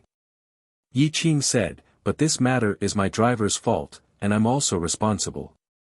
In order to express my apology, I would like to invite you to the opening reception of our Haodong Group's financial summit tomorrow. I hope you can accept my apology. As she spoke, she took out a golden invitation and gave it to Qin Haodong. They had just been worried about the invitation to the financial summit. They did not expect it to be delivered to them so soon. Of course, Qin Haodong would not be polite. He took it and handed it to Lin Momo. Thank you, Miss Yi. It's too late. I won't disturb your rest. See you at the reception tomorrow night. Remember to come. Yi Qing said and turned to walk out of the door. Qin Haodong had just received the invitation, so he had to be polite and follow her out. When they reached the gate, Yi Qing turned around and said, little brother, there are so many beautiful women here. Are they all your girlfriends? The question was a little sudden. Qin Haodong said awkwardly, Well, not all of them, Yi Qing said with a smile, so, there are still several. She was about to tease him when Qin Haodong's expression changed. He made a gesture to saber and sword behind him and said, 11 o'clock, 1 o'clock, about 100 meters away. Before Yi Qing could understand the meaning of his words, he saw that Long Dao and Sharp Sword had already galloped in those two directions. After a while, they walked back, each carrying a black-clothed man. Yi Qing was shocked. She did not feel anything at all, but Qin Haodong found that someone was spying on them. What kind of cultivation was this? She was a level 6 Supreme Power Master. Saber and sword threw the two men in black in front of Qin Haodong. The two men shouted, I'm just taking a walk. Why did you catch me? That's right. Are you great because you're rich? If you don't let me go, I'll call the police. Qin Haodong looked at the two of them with a playful expression and said with a smile, judging from your accent, are you from the capital? One of the men in black said, yes, we are from the capital. What's wrong? Qin Haodong said, nothing. I just think you're amazing. You actually walked from the capital to Shanghai. Didn't you break your legs? Moreover, this is a completely closed community. How did you sneak in if you don't live here? The two black-robed men were speechless for a moment. At this time, their hearts were full of questions. They had been following them for so many days without being discovered. How did they get caught in such a short time? He turned to look at Yi Qing and said, these people seem to be coming for you. I'll give them to you. Yi Qing was the executive president of Haodong Group and the number 2 person with real power. It was not surprising that someone was following them. He directly sent the two men in black out. Yi Qing waved to an RV parked next to him, and the captain of the bodyguards jumped out. Take them to the car and interrogate them. Take everything out of their mouths. Yes. Seeing that his master was being followed, but he didn't notice it at all, the captain of the bodyguards suddenly felt ashamed. He fiercely grabbed the collars of the two men and dragged them to the RV. Yi Qing turned around and said to Qin Haodong, recently, I always felt that someone was following me, but I couldn't find them after trying several times. I didn't expect to find them here. I'm very curious. What's your cultivation? Why did you find the people I couldn't find? She was really very curious. With her cultivation of the 6th level of the Supreme Power Realm, she couldn't see through Qin Haodong's cultivation. Qin Haodong smiled and said, my cultivation is not high, but I've been more sensitive than others since I was a child. When I went out, I felt that someone was spying on me, so I caught them. Although she had a good feeling about Yi Qing, she would not tell him the secret of her spirit. Yes, thank you. After that, Yi Qing got in the car and left with his men. When Qin Haodong returned to the room, many women immediately surrounded him. Li Meiyu said, "You're really good at it. You even hooked up with Yi Qing of Haodong Group." Qin Haodong was speechless. "What do you mean by hooking up? It's the first time we've met, okay?" Li Meiyu said, "That's impossible. Who would send an invitation card to the first time they meet? There must be something going on." Chapter 549. Qin Haodong really had a headache with this jealous and protected target. If he had known this, he would rather stay under the girl's dormitory and sleep in the open than propose to pursue her. However, there was no other way. At this point, he could only patiently explain how he had a conflict with Yi Qing's driver, how he kicked the other party's Rolls-Royce, from beginning to end, and finally said, "That's the situation. Before today, I had never heard of the Haodong Group, let alone Yi Qing." Hearing this, Li Meiyu stopped talking. She took Jia Shihan to the side to watch TV. Seeing that they had all left, Qin Haodong said to Lin Momo, "Someone sent me a pillow just when I was about to sleep. Now that I have the invitation to the financial summit, I can go to the meeting tomorrow." Lin Momo held the golden invitation letter and said, "But I still feel a little strange. I've asked these days. Yi Qing is very strict about the issuance of invitation letters. How could he give us one so casually? Even if she wants to apologize to you, she can do it in other ways. There is no need to send an invitation. Is there something we don't know?" Qin Haodong said, "Who cares? I'll go with you tomorrow. I'm not afraid of what others will do. And I don't think Yi Qing has any malice towards us. This should not be a trap. I don't think there's any malice either. It's just that it's weird to send an invitation so casually." Lin Momo suddenly whispered in his ear, "Do you think Yi Qing wants to keep you?" Do I look like a gigolo?" "Yes, very much so. I felt that the way she looked at you today was strange. I heard that she is 28 years old and still has no boyfriend. Maybe she fell in love with you at first sight." Qin Haodong said, "I'm not that charming. Don't think too much. Take your daughter to bed." At the exhibition center, after Yi Qing returned to her room, she dialed Chu Xuanyue's phone again. "Sister, you haven't slept yet, have you?" "Well, not yet." Chu Xuanyue's voice was still full of excitement. There was finally news of her son, who had been missing for more than 20 years. How could she fall asleep? "I knew you weren't sleeping, so I sent a video to your mailbox. Take a look, there will be a surprise." Chu Xianyue quickly turned on the computer and clicked on the video file. A chic villa appeared on the screen. It turned out that Yi Qing had just gone to Qin Haodong's house and secretly made a video. Now she had sent it to Chu Xianyue. "Little Blue, where are we? Why do you want me to look after the building? Don't tell me you want to buy a house in Shanghai. Sister, your imagination is too rich. This is Qin Haodong's home. I just went to his place." As Yi Qing spoke, she told Chu Xianyue the information she had found. "This kid is really outstanding. He has obtained the title of medical sage at such a young age and has established his own business. He also has his own team. His future is limitless.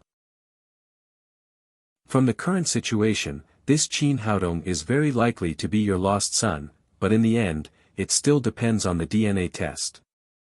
If he's the son of me and brother Zhonghen, then he'll definitely be outstanding." Chu Xianyue stared at the computer screen while chatting with Yi Qing. At this time, Qin Haodong's handsome face appeared on the screen. She jumped up from the bed and exclaimed, "Similar, it's too similar. This is simply a replica of brother Zhonghen when he was young." Then she realized that not only did Qin Haodong look very much like Qin Zhonghen, but his every move and speech revealed Qin Zhonghen's shadow. Son, this is my son. I finally see you. Sister, don't worry. Wait until I get the DNA test. Don't make a mistake and become a joke. Yi Qing teased, don't be so sure. Brother-in-law has been missing for so many years. Maybe he had another child with someone else. Chu Xuanyue's emotions calmed down a little and she said, little girl, you're talking nonsense again. Brother Zongheng is not that kind of person. Otherwise, he wouldn't have run away from home on his wedding night. As she spoke, she saw the little fellow and quickly asked, whose child is this? Why is she so cute? I heard her call Qin Haodong daddy. What do you think? Oh my God, I already have a granddaughter. I'm a grandmother. Chu Xianyue was excited again. That's enough, old lady. Aren't you biased? When I wanted to call you mom, you insisted on calling me sister. You said that you were afraid of calling you old.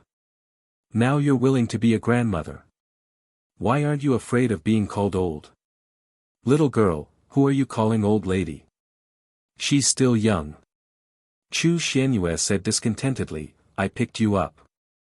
You can call her whatever you want, but this is my granddaughter. I'm her grandmother.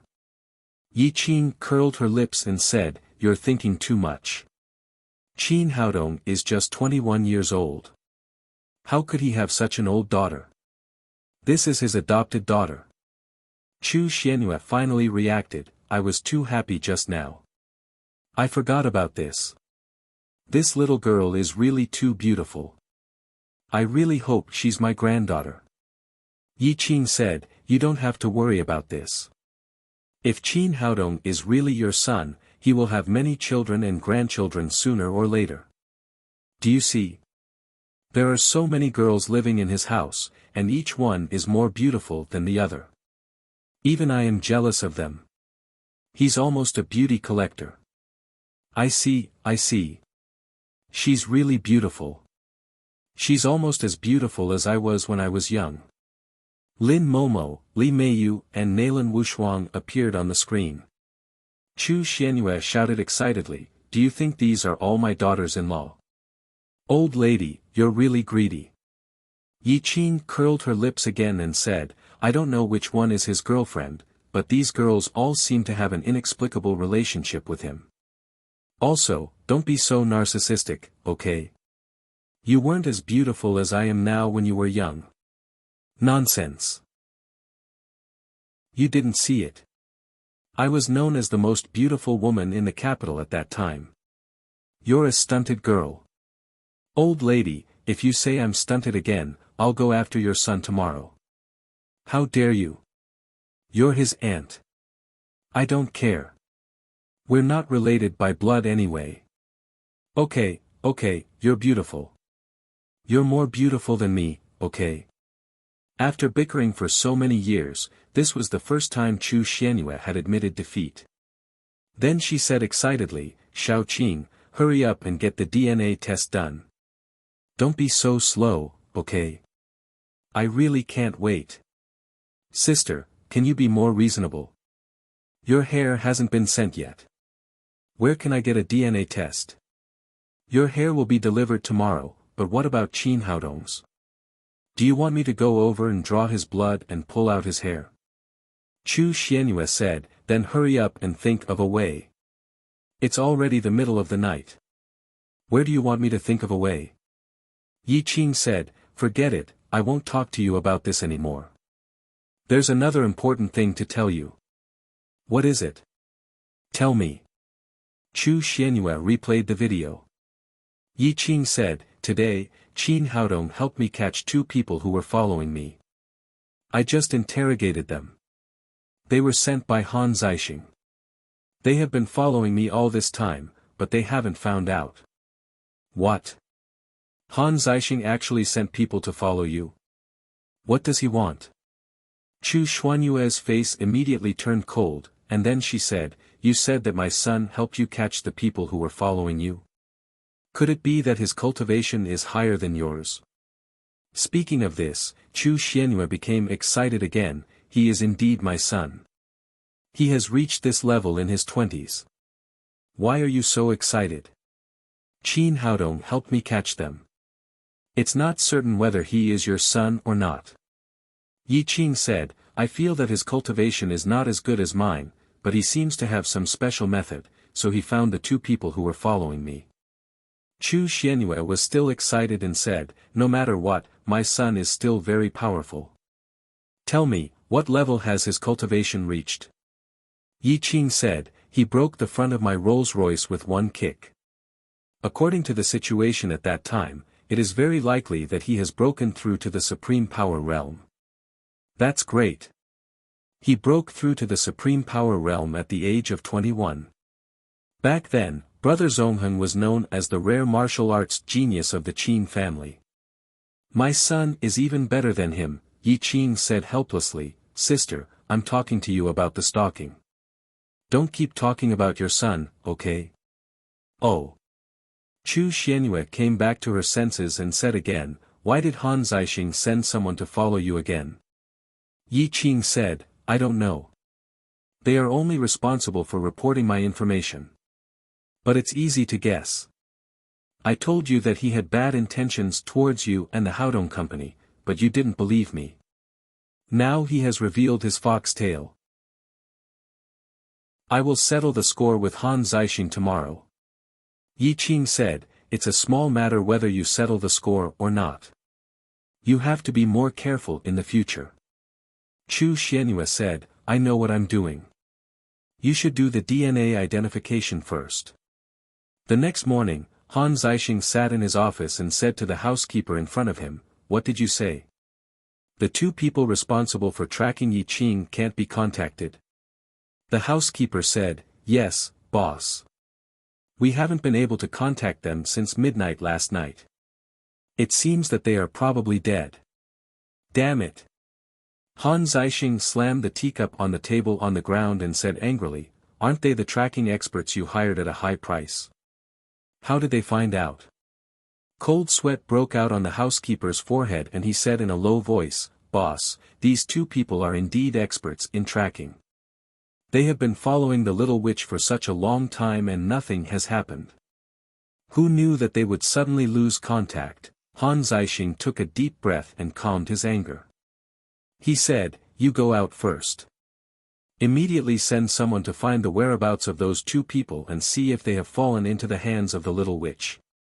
Yes, master. The housekeeper answered and turned to leave. As soon as he left, the door was pushed open from the outside. Chu Xianyue walked in angrily. Han Zixing's originally gloomy face was instantly filled with a smile like a blooming flower. Xiao Yu, you're here. Sit down, I'll make you tea. No need. Chu Xianyue said angrily, Han Zixing, let me ask you, why did you send people to follow Yi Qing? Han Zixing still said with a smile on his face, Xiao Yu, we grew up together. If there's anything, we can talk about it. There's no need to get angry. Chu Xianyue said, you must give me an explanation now. Otherwise, we'll break up and never see each other again. Your temper hasn't changed at all after so many years. Han Zixing placed a cup of brewed tea in front of Chu Xianyue and said, yes, I sent them, but I did it for your own good. Chu Xianyue said angrily, nonsense. Don't you know that Yi Qing is my sister? Why did you send people to follow her? Chapter 550. I've already told you. Listen to me slowly. Han Zixing said, Haodong Group was built by you, but now Yi Qing is getting more and more powerful. Many people in Haodong Group only know that she is the CEO, but they don't know that you are the chairman. I was afraid that one day, she would do something to let you down. You had already been hurt once, and I didn't want to see you hurt again, so I sent someone to keep an eye on her. But don't worry, I really don't have any ill intentions towards you. Don't try to drive a wedge between us. Yi Qing is my sister, so she's no different from my daughter. What's mine is hers. In the future, I'll hand over the entire group to her. Han Zixing said, you're right. You do treat Yi Qing as your daughter, but there's no blood relationship between you. She's not your biological daughter. How could she treat you sincerely? Who knows, one day she might be the one to do it. I'll stab you. Chu Xianyue said, Han Zixing, let me tell you, it's useless to sow discord. If I find out that you sent someone to follow Yi Qing in the future, I will definitely not spare you. Han Zixing sighed and said with a sad expression, Xiaoye, it's been so many years. Can't you see my sincerity towards you? I haven't married for so many years because I'm waiting for the day you change your mind. I don't have any extravagant wishes in this life. I just want to be happy with you and have a lovely child. I know you treat Yi Qing as your daughter, but she's not your biological child after all. We can have our own child, so why should we rely on outsiders? Han Zixing, how many times have I told you that it's impossible between us? I only have brother Zongheng in my heart. Just give up. After Chu Xianyue finished speaking, she slammed the door and left. Han Zixing's face darkened again. He said with a sinister expression, you shameless woman. Sooner or later, you will kneel down and beg me. At 8:00 in the evening, they arrived at the Shanghai Convention and Exhibition Center on time. Those who came to the banquet were all big consortiums with tens of billions of yuan. The parking lot became a luxury car show for a while. Luxury cars worth tens of millions of yuan were everywhere.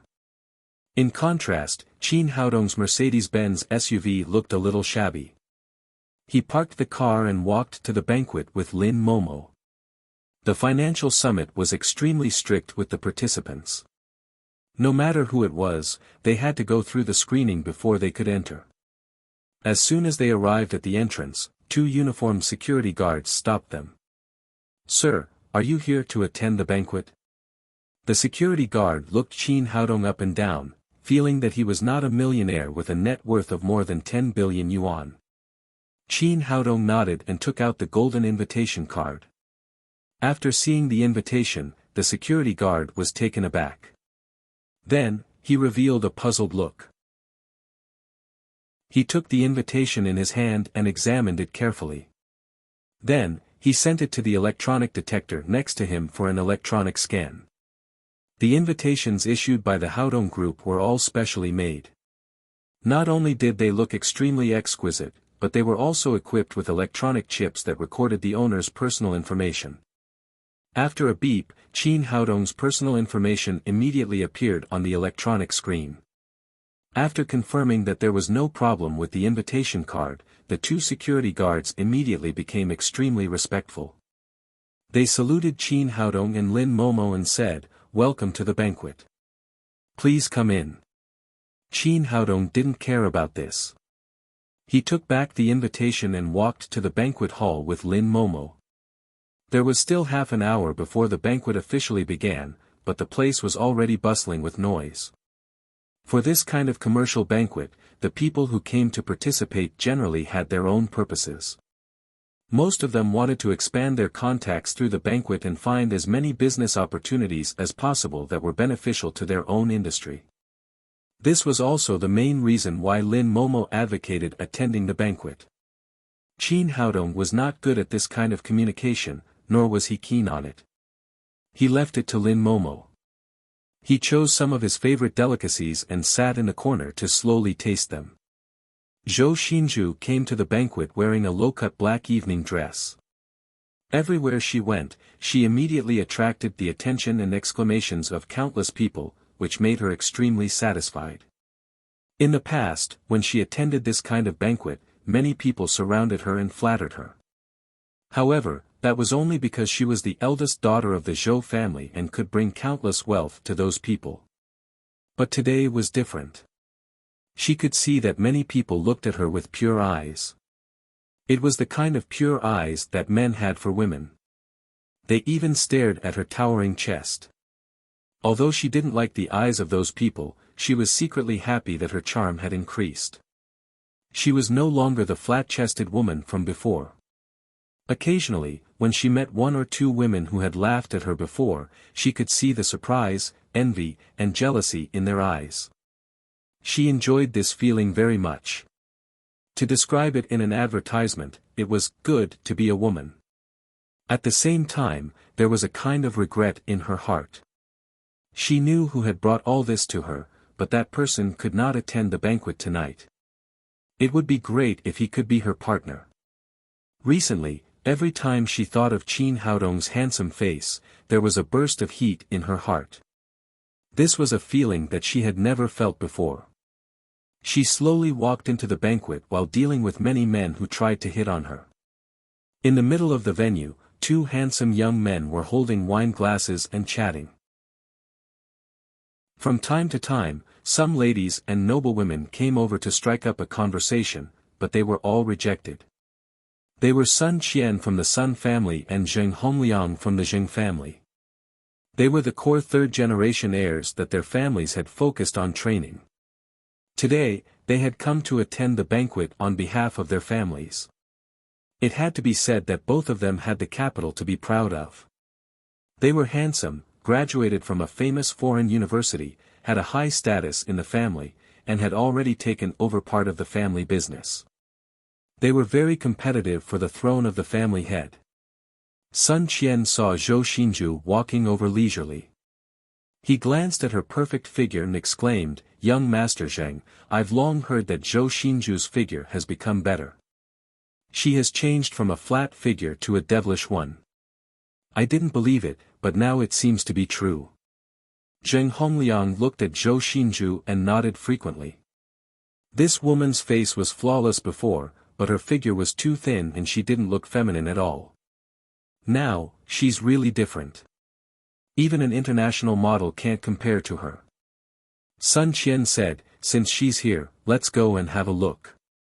Zheng Hongliang nodded and walked side by side with Sun Qian to Zhou Xinju. They were all core members of their families. They had met many times on such occasions before, so they were very familiar with each other. Sun Qian put on a pose that he thought was very handsome and said, "Xinju, you're so beautiful tonight. You're the highlight of the whole banquet." Zheng Hongliang said, "That's right. It's said that a girl changes 18 times as she grows up. The more she changes, the more beautiful she becomes. Xinju, you didn't change 18 times at all, but 72 times. You've become a fairy." Zhou Xinju smiled and said, "I'm still me. I haven't changed much. It's you who have changed. You're getting better and better at making girls happy." Sun Qian said, "Xinju, the old master asked you to attend this banquet on behalf of the Zhou family. It seems that he wants to train you as the heir of the family." Zhou Xinju smiled and said, "It's just a banquet. It doesn't mean anything." Zheng Hongliang said, "That's different. Don't you see what kind of banquet it is? It's a banquet for the financial summit held by the Haodong Group. Ordinary people may not be able to get in for their entire lives." At this point, a proud expression appeared on his face. One had to know that he had spent a lot of effort in his family to get this spot. To be able to represent the Zheng family to attend this banquet was already a very good thing. Zhou Xinju said, "I don't think as much as you think. I just came here to broaden my horizons and learn from all the big shots." Sun Qian glanced greedily at Zhou Xinju's curvaceous figure and quietly swallowed a mouthful of saliva. "Xinju, our Sun family has recently opened a new top entertainment city. The conditions are good in all aspects. Why don't we go there to sing and dance after the banquet?" This kind of invitation was very common in upper-class banquets. There was a deep meaning in it. Generally, after singing and dancing, they would roll in the sheets. "I'm sorry, young Master Sunday. I haven't been feeling well recently. I need to go back and rest after the banquet." Zhou Xinju unceremoniously refused Sun Qian's invitation. The relationship between the Sun family, the Zheng family, and the Zhou family was very delicate. They had a lot of cooperation, but at the same time, they were also competitors. They were always on guard against being swallowed by each other. The most important thing was that she didn't have a good impression of the two people in front of her. She even felt disgusted. At this moment, she was stunned. She saw Qin Haodong, who was eating in the corner. "I'm sorry, young masters. Excuse me. I saw an important friend." After that, she lifted the hem of her dress and hurried into the banquet. Sun Qian and Zheng Hongliang's faces sank at the same time. What did she mean? An important friend? Did she mean that they were not important? Then, when they saw Zhou Xinju come to Qin Haodong like a happy swallow, their expressions changed again. The young man in front of them was the common enemy of the Sun family and the Jing family. "Haodong, you're here." Zhou Xinju sat next to Qin Haodong and naturally put her hands on his arm. This kind of intimate gesture made many men next to them jealous. Then, Zhou Xinju seemed to realize something and asked in a low voice, "Haodong, how did you get in?" Qin Haodong smiled and said, "What's so strange about that? I came in through the door."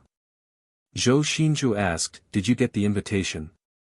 After Qin Haodong made the phone call, she made a lot of efforts, but she still couldn't get an invitation to the financial summit. In her opinion, although Qin Haodong was very capable, he was a newcomer in the business world of Shanghai. He couldn't be compared with the Zhou family, let alone get an invitation from Yi Qing. Qin Haodong nodded and said, "I got it." "How is that possible?" Zhou Xinju asked in surprise. "I thought of a lot of ways for you, but I couldn't get it." "How did you get it?" Qin Haodong said with a smile, "Yi Qing sent it to my home last night."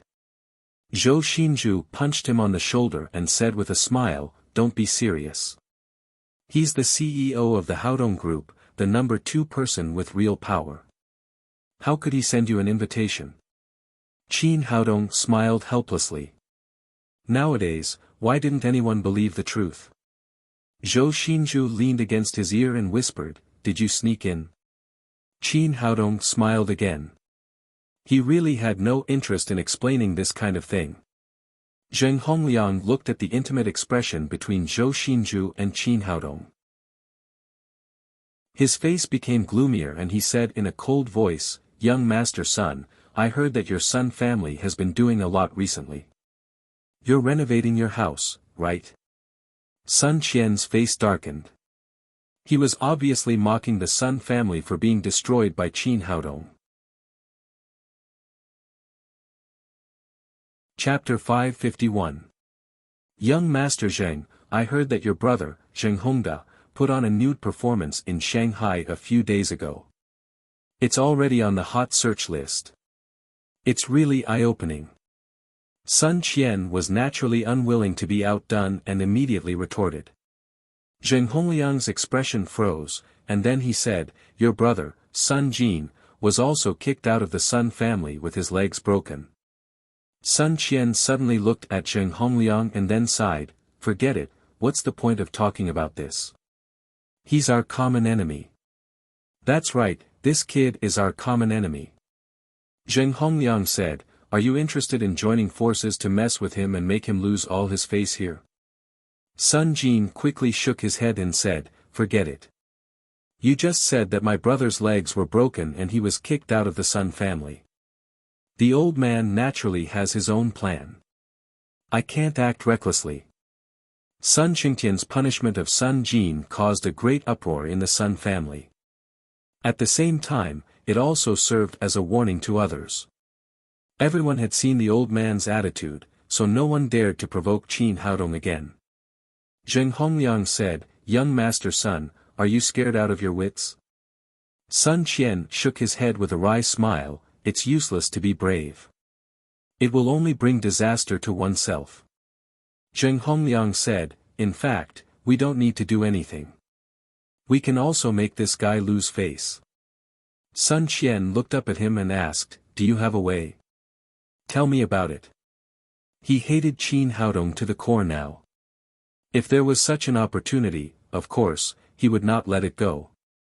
Zheng Hongliang said, "This guy is indeed very powerful. Now the Daddy Security Company is also very famous, and some people even put them above our three big families. But so what? It's a commercial society now. It's useless to rely on force alone. Money is the king. Do you think he can attend today's banquet with his Daddy Security Company or his identity? Sun Qian's eyes lit up. He seemed to have thought of something and asked, "What do you mean, young Master Zheng?" Zheng Hongliang smiled and said, "Do you still need to ask?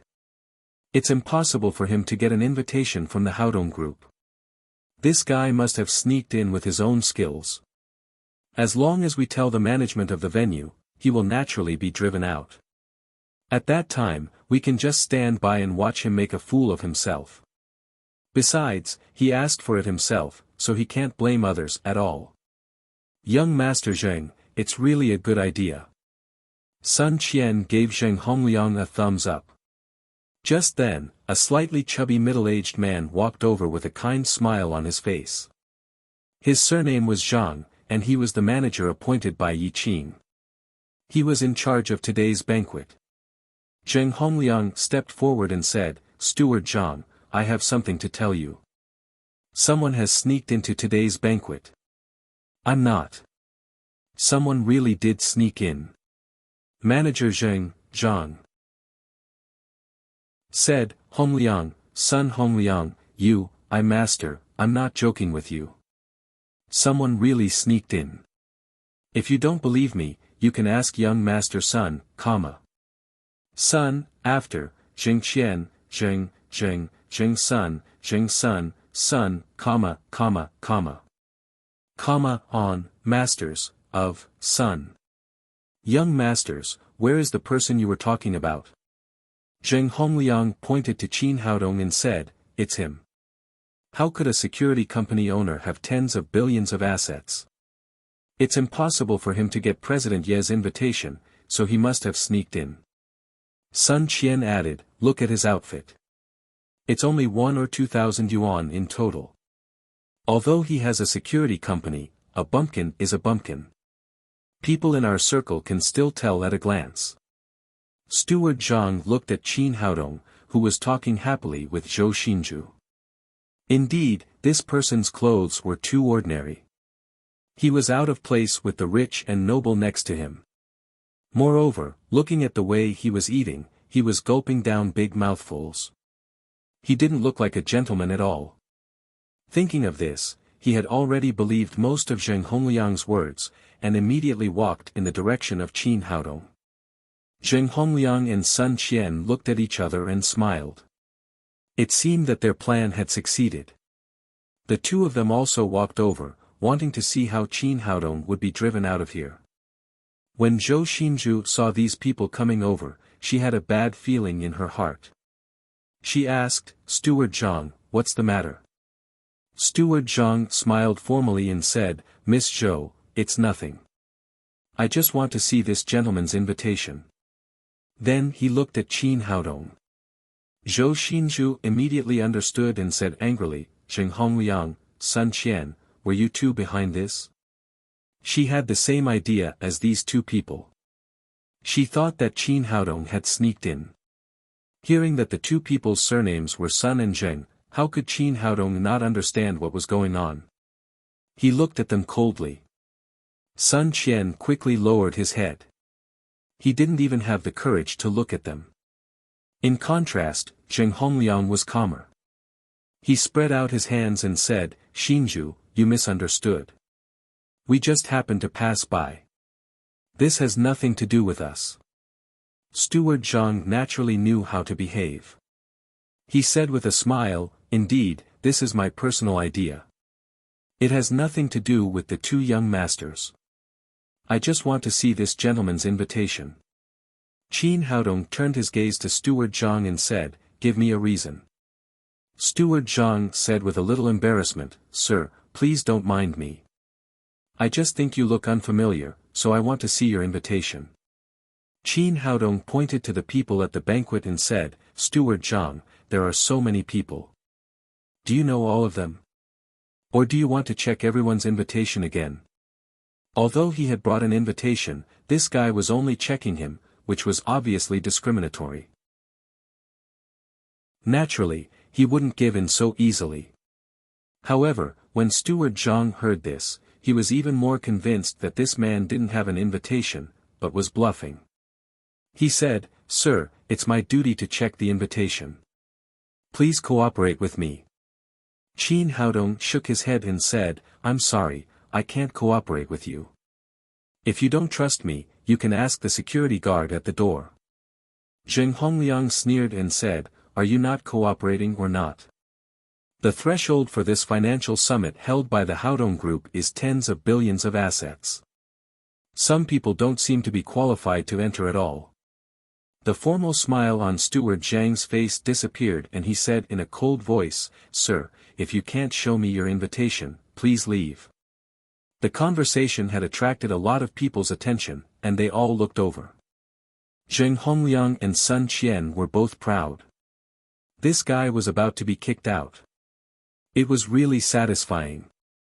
Zhou Xinzhu said anxiously, "Steward Zhang, this is my friend." Steward Zhang said, "Miss Zhou, you have an invitation, so you are our distinguished guest. But this gentleman doesn't have an invitation, so he is not a member here. I can only perform my duty. Otherwise, if Boss Yi finds out, she will punish me." Qin Haodong's face darkened. How could this guy be so sure that he didn't have an invitation? Was he like a person who had sneaked in? Just as he was thinking about whether to turn hostile, Zhou Xinzhu said, "Steward Zhang, according to the rules of this summit, I am a member and can recommend other new members. Now I officially recommend Qin Haodong to be a member of this summit." Zheng Hongliang sneered and said, "Xinzhu, you're right. There is such a rule in the terms of the summit, but it requires the recommendation of 4 members. It's not enough to rely on you alone. If I help with Sun Qian, it will be possible. Unfortunately, we are not willing to help." Speaking of this, he smiled proudly, as if he had already seen Qin Haodong being driven out of the club by the security guards. "You need 4 members. Count me in." Everyone looked in the direction of the voice and saw a tall woman walking over. It was the patriarch of the Japanese Yagyu family, Yagyu Yukaim. Walking to the front of Steward Zhang, Yagyu Yukaim said, "I recommend Mr. Qin to be a member of our summit. At the same time, I officially announce that anyone who is Mr. Qin's enemy is the enemy of our Yagyu family." As soon as these words came out, the audience was in an uproar. Everyone knew very well who Yagyu Yukaim was. She was the new patriarch of the Japanese Yagyu family. Not only was she beautiful, but she was also ruthless. She was a real power figure. Her family and its affiliated families had more than a dozen financial groups. At this financial summit, many people had the idea of cooperating with the Yagyu family. They had not expected that such a person would publicly stand up to support Qin Haodong. This made many people who did not know Qin Haodong full of curiosity. Who was this young man? How could he have such a great personality? Sun Qian and Zheng Hongliang secretly gritted their teeth. What was so good about this toy boy? Why did so many beautiful women have a special liking for him? Why was it that no one liked him when he was so handsome and outstanding? Zheng Hongliang said, "Even with the patriarch of the Yagyu family, there are only 2 people. They haven't met the requirements of the summit. Then count me in as well." With a stiff Wuxia accent, Maldini Jr. appeared in front of Qin Haodong. The people who had just calmed down were boiling again. In terms of status in the financial world, Maldini Jr. was definitely above Yagyu Yukaim. The Midas investment company he controlled was one of the most influential investment companies in the world. Countless people were looking forward to the day when they could become the investment target of the company. In addition, Maldini Jr. had a very powerful father, Old Maldini, who was a top boss in the global financial world. His sneeze could make the global financial market tremble.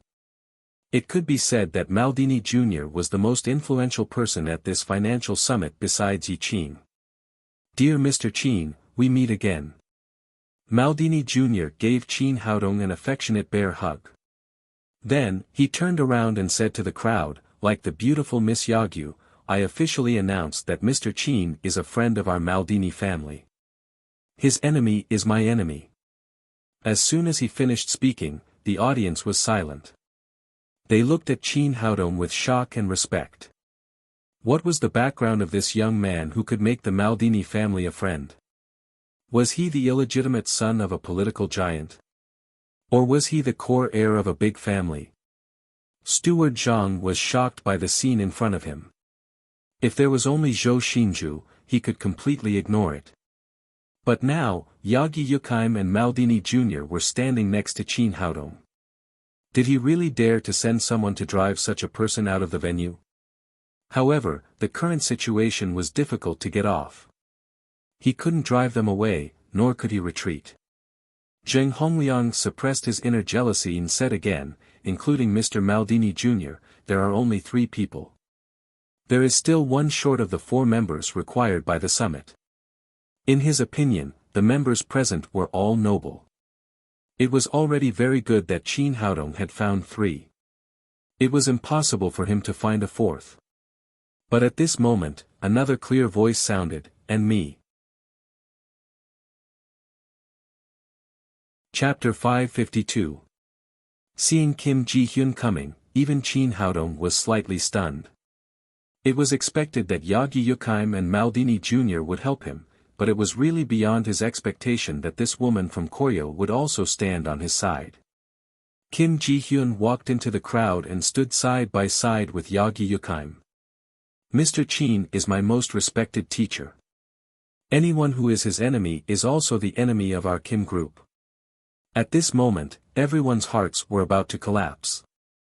Although this financial summit was of a very high standard and there were major consortiums from all over the world, the top 3 were M Country's Midas Investment Company, Japan's Yagyu family, and Koryo's Kim Group.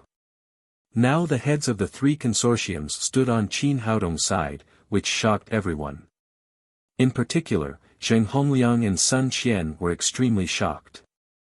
They had thought that Qin Haodong had no foundation in Shanghai, so no one would stand up to help him.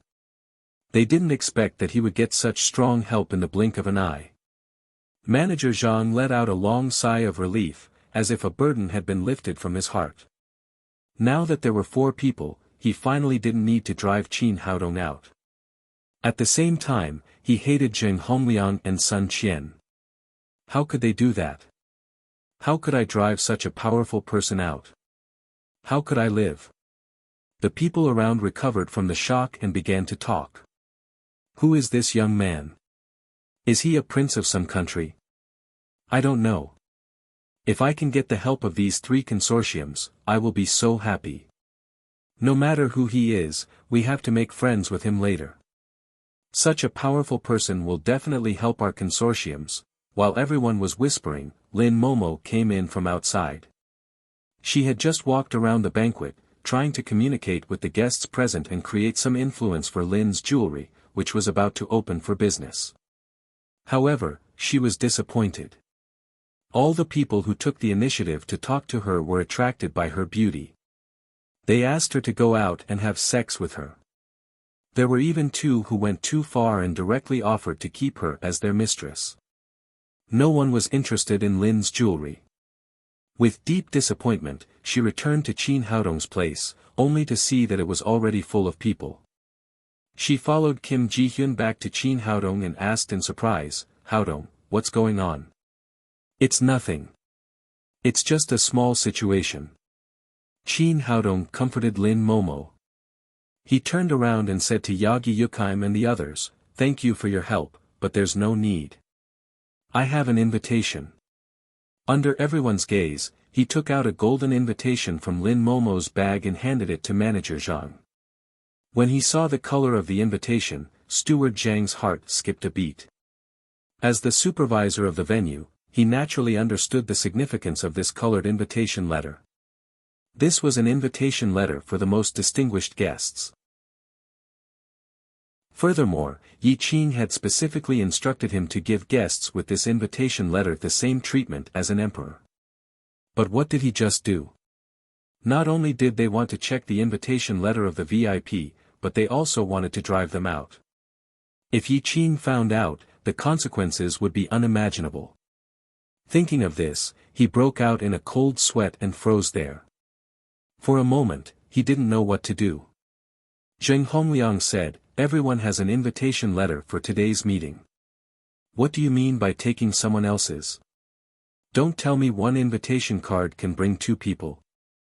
After he finished speaking, the others also recovered from the shock.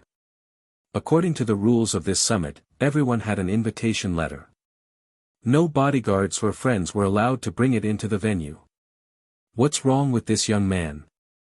He has just collected 4 recommendation places and obtained membership. Why does he need to use someone else's invitation letter? Yes, it's really unwise. Isn't he looking for trouble for himself?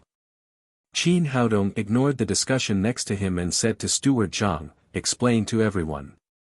Steward Zhang wiped the cold sweat on his forehead and said, "Everyone, this is a supreme VIP invitation letter issued by President Yi. It's different from ordinary invitations. This kind of invitation letter can bring 10 people, let alone 2. At this time, everyone noticed that the invitation letter in Qin Haodong's hand was dazzling gold, while their invitations were all red. Steward Zhang answered the questions in their hearts, but also aroused their curiosity. Just now, the 4 great families stood up to help, and now he got a VIP invitation letter from President Yi. What was the identity of this young man? Zheng Hongliang's face was burning. Just now, he thought that Qin Haodong had sneaked in and was not qualified to get an invitation to the summit. But in the blink of an eye, he took out a supreme VIP invitation letter, which was a level higher than the invitation letter in his hand. How could he bear it? No, he's a medical college student. At best, he has a daddy security company. How could he get a supreme invitation letter from President Yi? Thinking of this, he immediately cried, "Steward Zhang, it's fake. His invitation letter must be fake. Take a look." Steward Zhang turned around and glared at him. "You've tricked me enough, haven't you? Qin Haodong has already taken out the supreme invitation letter. If I run over to check it, isn't that courting death?" At this moment, another cold voice sounded, "Who has the guts to question the invitation letter I sent out?" As soon as the voice fell, Yi Qing walked in from outside. She deserved to be the number 2 figure of the Haodong group. She exuded a powerful aura as she walked, just like a proud queen. Seeing Yi Qing coming, everyone made way for her and let her go straight to Qin Haodong. Yi Qing looked around and finally set her cold eyes on Zheng Hongliang. "Are you questioning the supreme invitation letter I sent out?" Zheng Hongliang suddenly felt a chill rising from his back. Before he came this time, he had vowed in front of old Master Zheng that he would definitely get the greatest benefits for the Zheng family and expand the greatest network. He didn't expect that he would offend Yi Qing before the summit began. If old Master Zheng knew about this, he would probably end up worse than Sun Jin. He quickly said respectfully, "Mr. Yi, you misunderstood me. I didn't mean that. I just haven't seen a golden invitation letter before, so I'm a little curious." Yi Qing said coldly, "Just this once. If there's a next time, don't blame me for revoking your Zheng family's membership." "No, absolutely not." Zheng Hongliang was scared out of his wits. The financial summit held by the Haodong group had countless commercial resources. If he lost his membership, he would be scared. Sun Qian, who had been silent, secretly rejoiced. Fortunately, he had learned his lesson this time and didn't directly stand up against Qin Haodong. Otherwise, he would have ended up like Zheng Hongliang. Yi Qing turned around and said to Steward Zhang next to her, "Who gave you the guts to check the VIP invitation letter in the venue?" "I." "Mr. Yi." At this time, Steward Zhang wanted to die. According to the rules, checking the invitation letter was the job of the gatekeeper. After the guests entered the venue, they couldn't casually check it, otherwise, it would be disrespectful to the guests. Not only did he violate the rules, but he also offended such a big shot. This responsibility couldn't be shirked in any case. Okay, go to the finance department to settle the bill, then leave the Haodong group. Don't come back in the future. Yi Qing's words directly smashed Steward Zhang's job. Steward Zhang's face was ashen. He knew that he had made a terrible mistake today, so he could only leave the banquet in silence. In his heart, he cursed Sun Qian and Zheng Hongliang's ancestors. If it weren't for these two guys, he wouldn't have come to court death. After dealing with the disturbance, Yi Qing said to everyone, "This is my brother Qin Haodong, the most distinguished guest of the Haodong group. If anyone dares to disrespect my brother again, get out of here directly." His words were sonorous and powerful. The entire place was silent, but everyone's hearts were already in a state of shock. They knew very well how arrogant Yi Qing was. It was impossible for ordinary people to meet him on ordinary days. Why did he value this young man so much? Who was he? Although there was no answer for the time being, they all had a firm belief in their hearts. It must be right to be on good terms with this young man. Yi Qing continued, "My brother has started a new jewelry company in Shanghai, Lin's Jewelry. I hope you can come and support us in the future." Qin Haodong was also a little surprised by Yi Qing's reaction. It was not an exaggeration to call this woman a proud daughter of heaven. In the capital, she was even called the Little Witch. Why did she favor him so much? Not only did she specially send him a unique supreme invitation, but she also advertised Lin's Jewelry in public to improve the status of Lin's Jewelry. If it was just to express her apology, he wouldn't believe it himself. When the matter was over, the banquet continued. Qin Haodong said to Yi Qing, "President Yi, thank you for your help. Don't thank me. From now on, you are my brother. If you need anything, just come to me." Yi Qing smiled at Qin Haodong and said, "You go ahead. I'm going to get ready. The banquet is about to begin." After that, she left and walked backstage. As soon as Yi Qing left, the others immediately swarmed up and surrounded Qin Haodong and Lin Momo. These people now understood that making friends with the two young people in front of them was equivalent to making friends with the Haodong group, which was equivalent to making friends with Maldini Jr., Yagi Yukheim, and Kim Ji-hyun. Of course, they would not let go of such a good opportunity. For a time, they flattered and fawned over Qin Haodong and Lin Momo, overwhelming them. As for socializing, Qin Haodong left it to Lin Momo. It was not easy for him to rush out of the crowd. Zhou Xinzhu came over and said, "What's wrong? Don't you like this kind of occasion?" Qin Haodong said indignantly, "These people are really too much. That old man is obviously in his 70s. He doesn't have many years to live, but he still wants to kowtow to me and become sworn brothers with me. Isn't this a trap? And that old man is clamoring to marry his daughter to me. Look at him. He should be at least 80 years old. How old would his daughter be? I don't have such a heavy taste. You can't blame others for this. You are the focus of the whole banquet now. Everyone wants to have a relationship with you." Zhou Xinzhu giggled and said, "I'm young. Why don't you think about it?" "That's fine." Qin Haodong said with a smile, "When the banquet is over, let's cut off their heads and drink yellow wine. From now on, we will be brothers."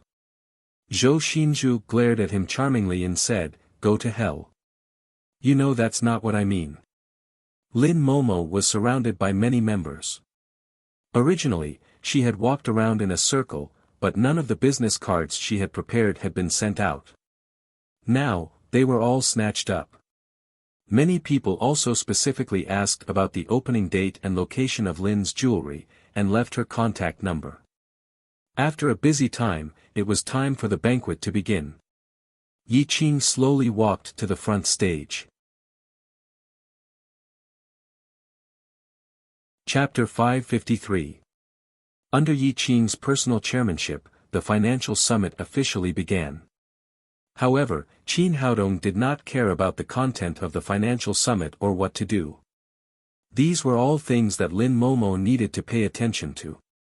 He picked up the red wine from time to time to taste it and occasionally chatted with Zhou Xinju. More than an hour later, Yi Qing said on the stage, "Let's move on to the last item of today's reception, the charity auction." Qin Haodong was very familiar with auctions, but he was a little surprised. He said to Zhou Xinju, "Why? There's an auction at today's reception." "Yes, didn't you know beforehand?" Zhou Xinju said, "The charity auction is on the agenda of today's reception. All the participating members know about it and have already prepared the auction items. All the money from the auction will be donated to the out-of-school children in poor areas of China." Qin Haodong said, "President Yi didn't tell us about this." He felt that Yi Qing must have forgotten about it last night. Lin Momo said anxiously, "What should we do? If we can't take out the auction items when it's our turn, it will be very embarrassing." Qin Haodong said, "Don't worry. Let's wait and see." He was not particularly worried about the auction items. If there was no other way, he could take out an elixir from the storage ring to auction. He believed that as long as he took out the elixir, Maldini Jr. would buy it without hesitation. The auction officially began.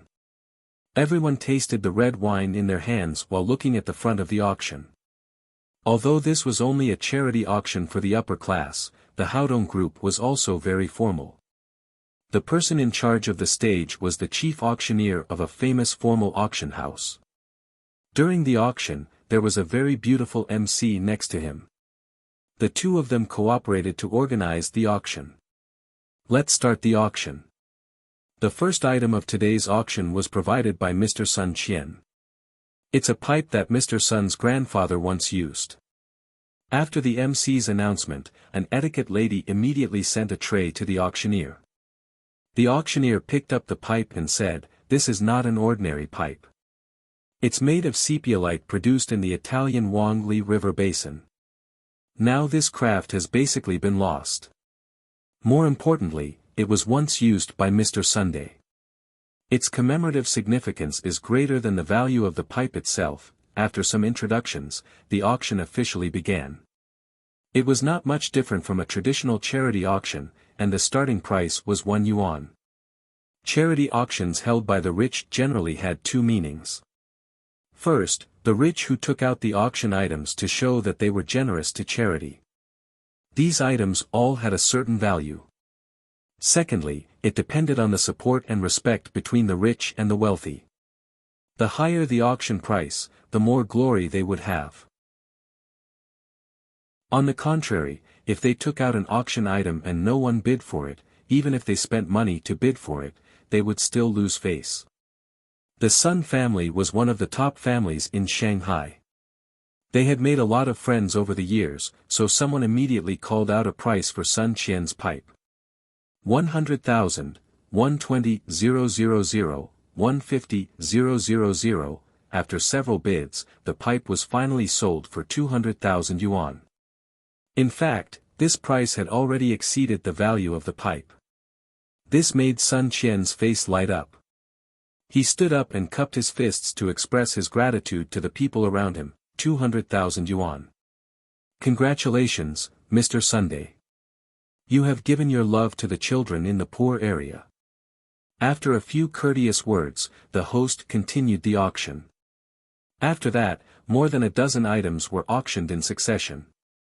There were all kinds of things, and the highest price reached 3 million. In order to show the public welfare of this auction, there was no fixed order for each item to be auctioned. It was randomly selected by the MC according to the number on the invitation letter. The members who were selected would take out the items they had prepared in advance for the auction. The next person to be selected happened to be Zheng Hongliang. He gave a jade bracelet that he had prepared earlier to the host. When the auctioneer got the jade bracelet, her expression changed slightly and she said, "Mr. Zheng, if I'm not wrong, this is a jade bracelet made of mutton fat jade, right?" Zheng Hongliang said with a smug expression on his face, "Yes, this is a mutton fat jade bracelet I bought a few years ago when I went to Dongjiang province. I also asked someone to identify it. It is indeed a high-quality mutton fat jade." The auctioneer said, "Mr. Zheng is really a philanthropist. For the sake of the children in the poor area, you are willing to give up your treasure. I thank you on behalf of the children. Let's start the bidding."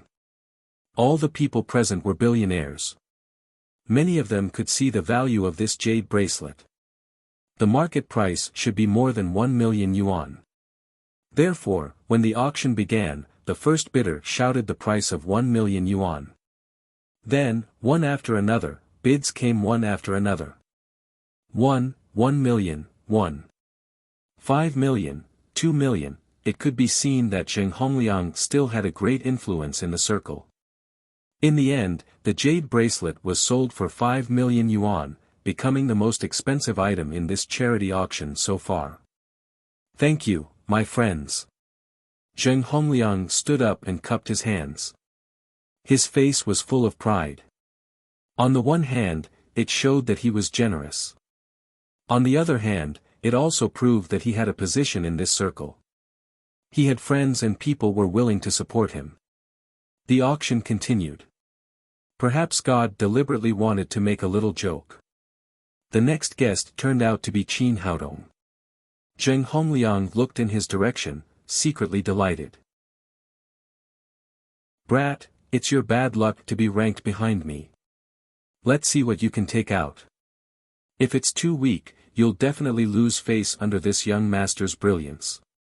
Although the purpose of the auction was to give love to charity, if the price difference between the two auctioned items was too big, it would still be a little embarrassing or even humiliating. Hearing the host read out the number of Qin Haodong's invitation letter, Lin Momo was nervous and whispered, "Haodong, what should we do?" If they had prepared in advance, they could have taken out a piece of jewelry from Lin's jewelry store. However, they had not received any news before, so they had not prepared anything. "Don't worry, I have a way." Qin Haodong patted Lin Momo's hand to comfort her. At this time, the hostess came to him with a tray, waiting to show the auction item. He was also going to take out a physique-improving pill for auction. But at this moment, Yi Qing came over and said to everyone present, "Everyone, the purpose of our auction today is for charity. I don't think the auction item itself is of great significance. The key is to see how much love you can bring out. If the auction item itself is very valuable, it will lose the original intention of a charity auction." After she finished speaking, the complacent look on Zheng Hongliang's face suddenly disappeared. Among the auctions just now, the most expensive item was his mutton fat jade bracelet. Her words were tantamount to a direct denial of his practice. Yi Qin did not look at him and continued, "So, I want to make a little special on Mr. Qin's auction item. He doesn't need to take out any auction item. He only needs to show the simplest thing, so that it can better reflect everyone's love for charity." Everyone at the banquet was immediately curious. They all wanted to know what the simple thing Yi Qing said was, including Qin Haodong. He did not know what Yi Qing was going to do. Under everyone's curious gaze, Yi Qing stretched out her slender fingers, pulled out a hair from Qin Haodong's head, and put it back on the tray next to her. "Well, I announce that the next auction item is Mr. Qin's hair." After Yi Qing finished speaking, she directly asked the hostess to send the tray to the auctioneer. Qin Haodong almost choked on his own saliva. Auctioning hair, what did this female president want to do? The guests at the scene were restless, and they did not understand why Yi Qing asked Qin Haodong to sell a hair. How much could a hair be sold for? If it was sold too little, would it be very shameful? If no one bid, would it be more shameful? A cold smile appeared at the corner of Zheng Hongliang's mouth. His last item was sold for 5 million yuan. How much could a hair of Qin Haodong be sold for? 30 or 50? Who would want a hair for? This was simply asking to be humiliated. The auctioneer's mood was the most complicated. Looking at the shiny black hair on the tray, he felt like he was about to collapse. He had been in this business for almost half of his life. He was the white gloves of the auction house and the top auctioneer. Countless things had been auctioned by him, but he had never sold a hair. How could he introduce it? Could it be that the owner of this hair was healthy and did not lack phosphorus or calcium? He simply did not introduce it. He shouted the starting price of 1 yuan and directly started the auction. Dear friends, dear guests, it's time to test your love. Please bid for this special auction item. After the auctioneer shouted, there was silence in the hall, and many people did not come back to their senses. At this time, they heard a playful voice say, I bid 2 yuan. Everyone immediately looked in the direction of the voice. It was Sun Qian who shouted the price. He hated Qin Haodong to the core, but he did not dare to take the initiative to provoke Qin Haodong because of Sun Qingtian's family rules. However, people could bid freely in the auction. He shouted 2 yuan to humiliate Qin Haodong, and no one could find fault with it. Zheng Hongliang reacted immediately and shouted, I'll pay 3. He also felt a burst of joy in his heart. Aren't you awesome? Don't you have Yi Qing's protection? But no one can stop me from bidding, right? But just as he shouted, someone else shouted, I'll pay 100,000 yuan. As soon as the voice fell, there was an uproar in the hall. Who offered 100,000 yuan for a strand of hair? Everyone looked in the direction of the voice and saw that it was Kim Ji-hyun from the Kim family of Koryo who raised the number plate in her hand. Qin Haodong smiled. This little girl was really supportive of him today. Just when everyone had not come back to their senses, another clear voice shouted, I bid 1 million yuan. This time, it was Yagi Yukheim who raised the number plate. Qin Haodong was both her master and her man. Of course, she would not see her master lose face, so she directly increased the price by 10 times. Oh my god, 1 million yuan for a strand of hair, the Yagyu family is really rich, 1 million yuan for a strand of hair. What's on this young man's head? It's not hair, it's a gold bar. The auctioneer also felt like vomiting blood. 1 million yuan for a strand of hair was really rare, but because of his duty, he still had to continue. This Miss Yagyu bids 1 million yuan. Who else is willing to show their love?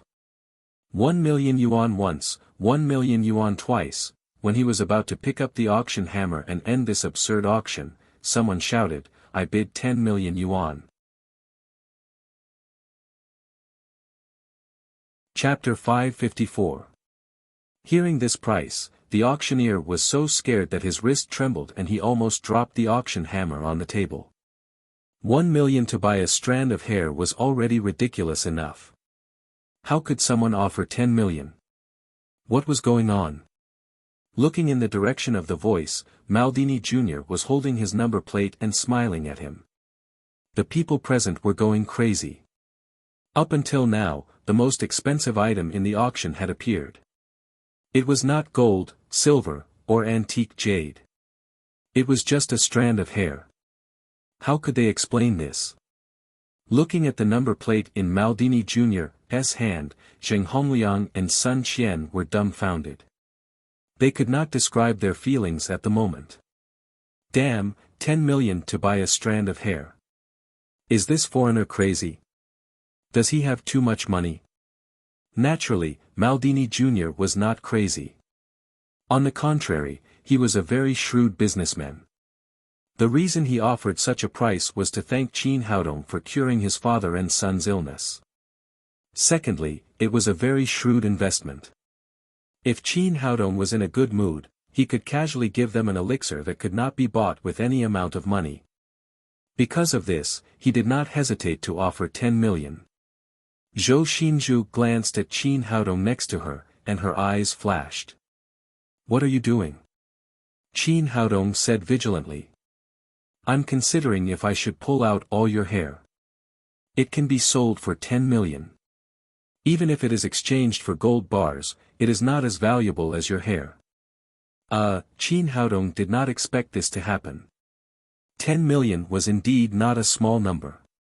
Many families in Wuxia could not see so much money in their entire lives. The auctioneer felt that his strength had been exhausted. He did not want to talk nonsense anymore. He raised the auction hammer in his hand again and shouted, 10 million once. 10 million twice. After that, he was about to knock the hammer down. In his opinion, no one could offer a higher price, 100 million.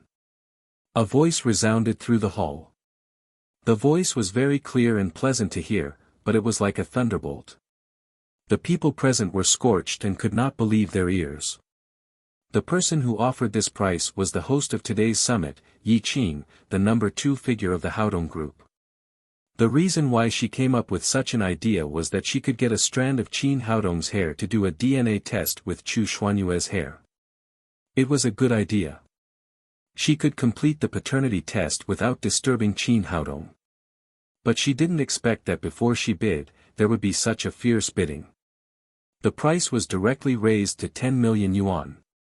In order to achieve this goal, let alone 100 million yuan, even if it was 1 billion yuan, she would not hesitate to take it out.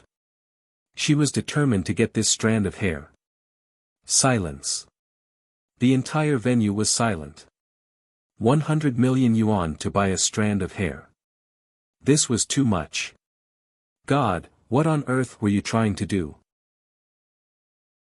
There was no doubt that Qin Haodong's hair would become the most expensive hair in history.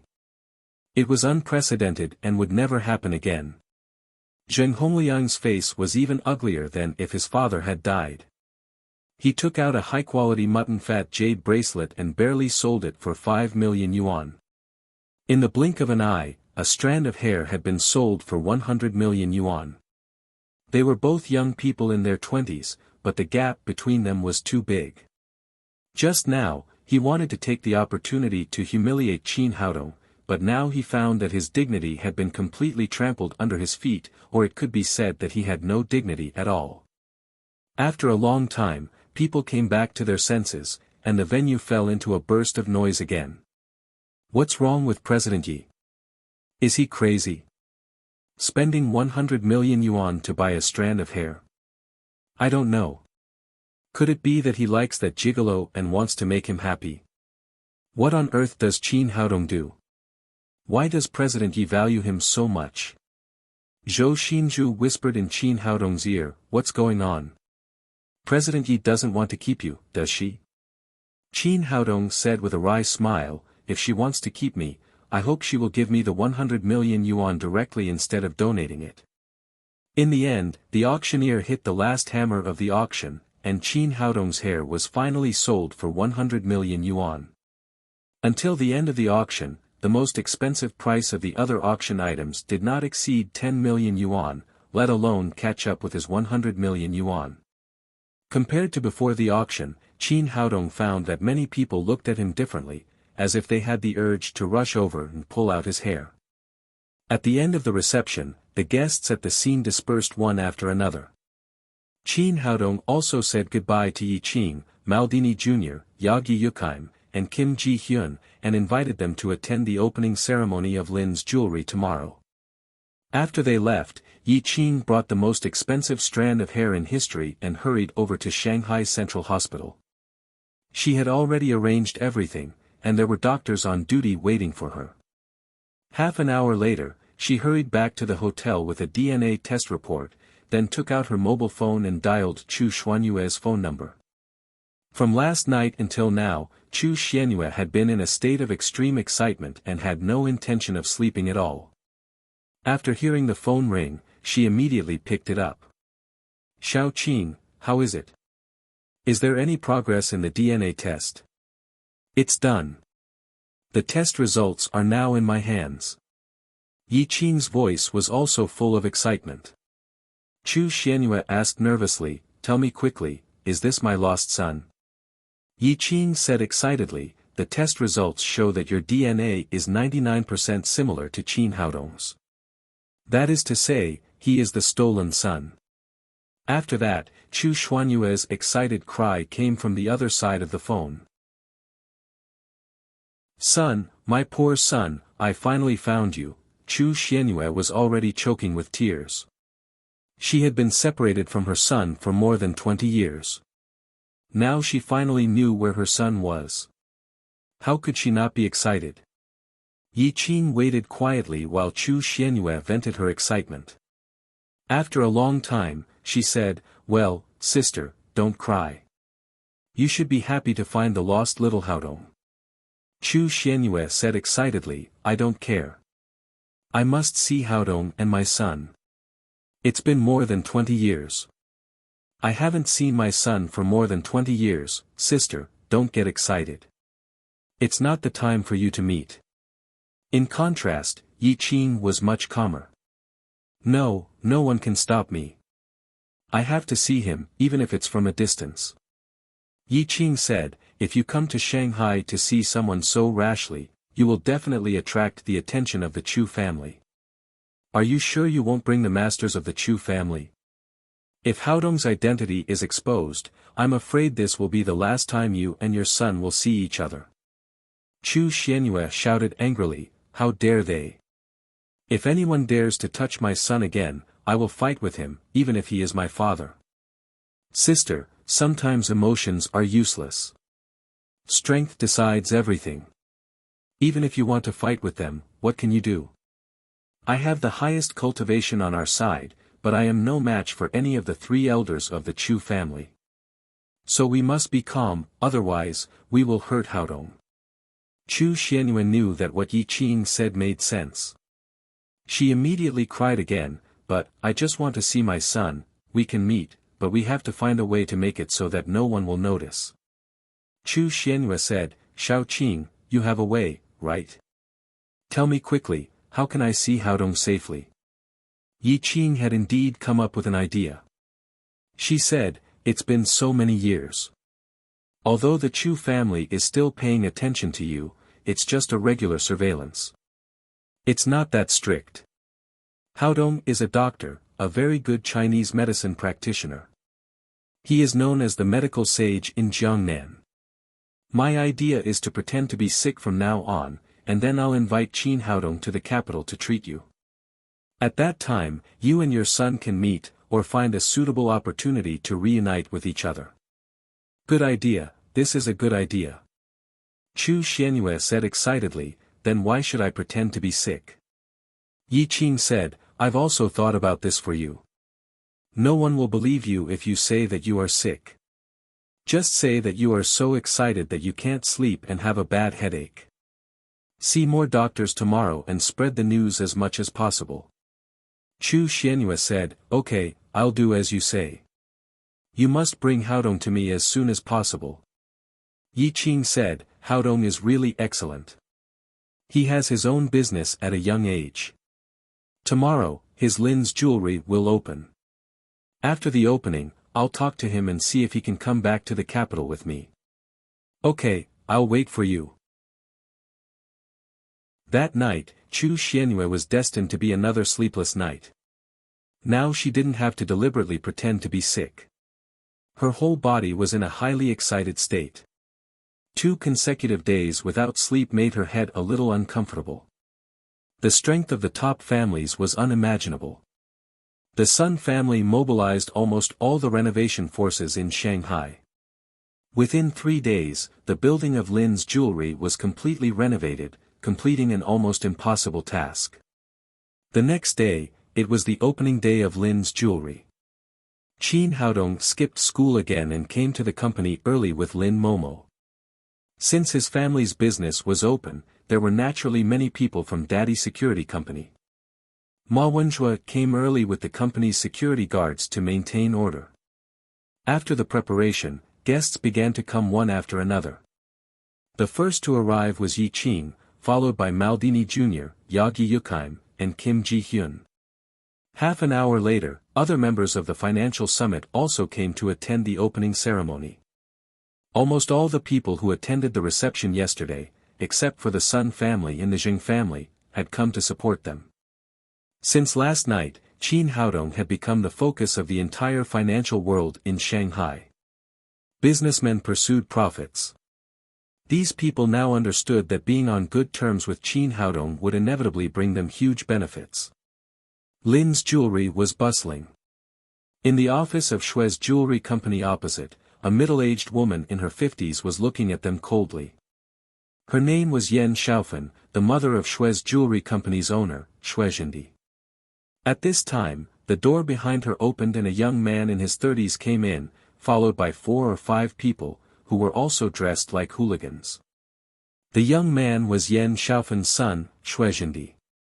He yawned, patted his mouth, and said in a dissatisfied tone, "Mom, why did you call me here so early? Can you drink less wine and flirt less with women? Do something serious." Seeing her son like this, Yen Xiaofan suddenly became furious. "Your father got a son at an old age. He hoped that you could revitalize the Shui family and bring honor to your ancestors, so he gave you this name. He left early and handed over the whole Shui's jewelry to you, but what did you do? Look at what you've done to the company now." Chapter 555. "Mom, why are you so angry in the morning?" Shuezhendi said indifferently, "What's wrong with the company? Isn't it good? It's still the largest jewelry company in Shanghai." Yen Xiaofan said angrily, "Soon it won't be. Didn't you see the opening of Lin's jewelry across the street? If you keep doing this, our company will be closed soon." Shuezhendi was still indifferent. "Mom, you're too timid. They're just outsiders. How can they compare with our Shui's jewelry? You have the nerve to say that. 5 years ago, when your father handed Shui's jewelry over to you, the scale of the industry had reached 5 billion yuan. Now look at it. It's getting worse year by year. Last year's valuation was only 3 billion yuan. The more Yen Xiaofan said, the angrier she became. She pointed at Shuezhendi's nose and cried, "Look at what you have been doing all these years. What kind of friends have you made? You spend all day drinking, flirting with women, and hanging out with some shady people. How can you be worthy of your father? How can you carry forward Shui's jewelry? Mom, how can you say that? I socialize outside every day and have made a lot of great friends." Shuezhendi said, "Isn't it just the opening of Lin's jewelry? It's no big deal. How can an outsider from a small place compare with our Shui's jewelry? Don't worry. Leave it to me. I'll let them close down right away." Hearing this, Yen Xiaofan's anger subsided a little. "From today on, you should focus on taking care of Shui's jewelry. Besides, your father has taught you a long time ago that doing business requires fair competition. Don't always think about doing some crooked things." "I know, Mom. Leave the company to me. You go back and have a rest," Shuezhendi said and pushed Yen Xiaofan out of the door with a grin. Yen Xiaofan sighed. That was all she could do. She hoped that her good-for-nothing son could listen to her. After she left, Shuezhendi glanced at the busy Lin's jewelry across the street and said to several people behind him, "This outsider dares to ride on my head. You guys think of a way to teach them a lesson." A yellow-haired young man said, "Young Master Shui, it's easy. You haven't been out there for nothing all these years. You have a lot of friends. You can make them close the door and get lost with a flick of your finger." "I think so too." Shuezhendi nodded and said proudly, "Devil 6, you have the most ideas. Give me an idea on how to clean up this arrogant Lin's jewelry." The yellow-haired young man said, "That's easy. You have a lot of connections and friends in Shanghai.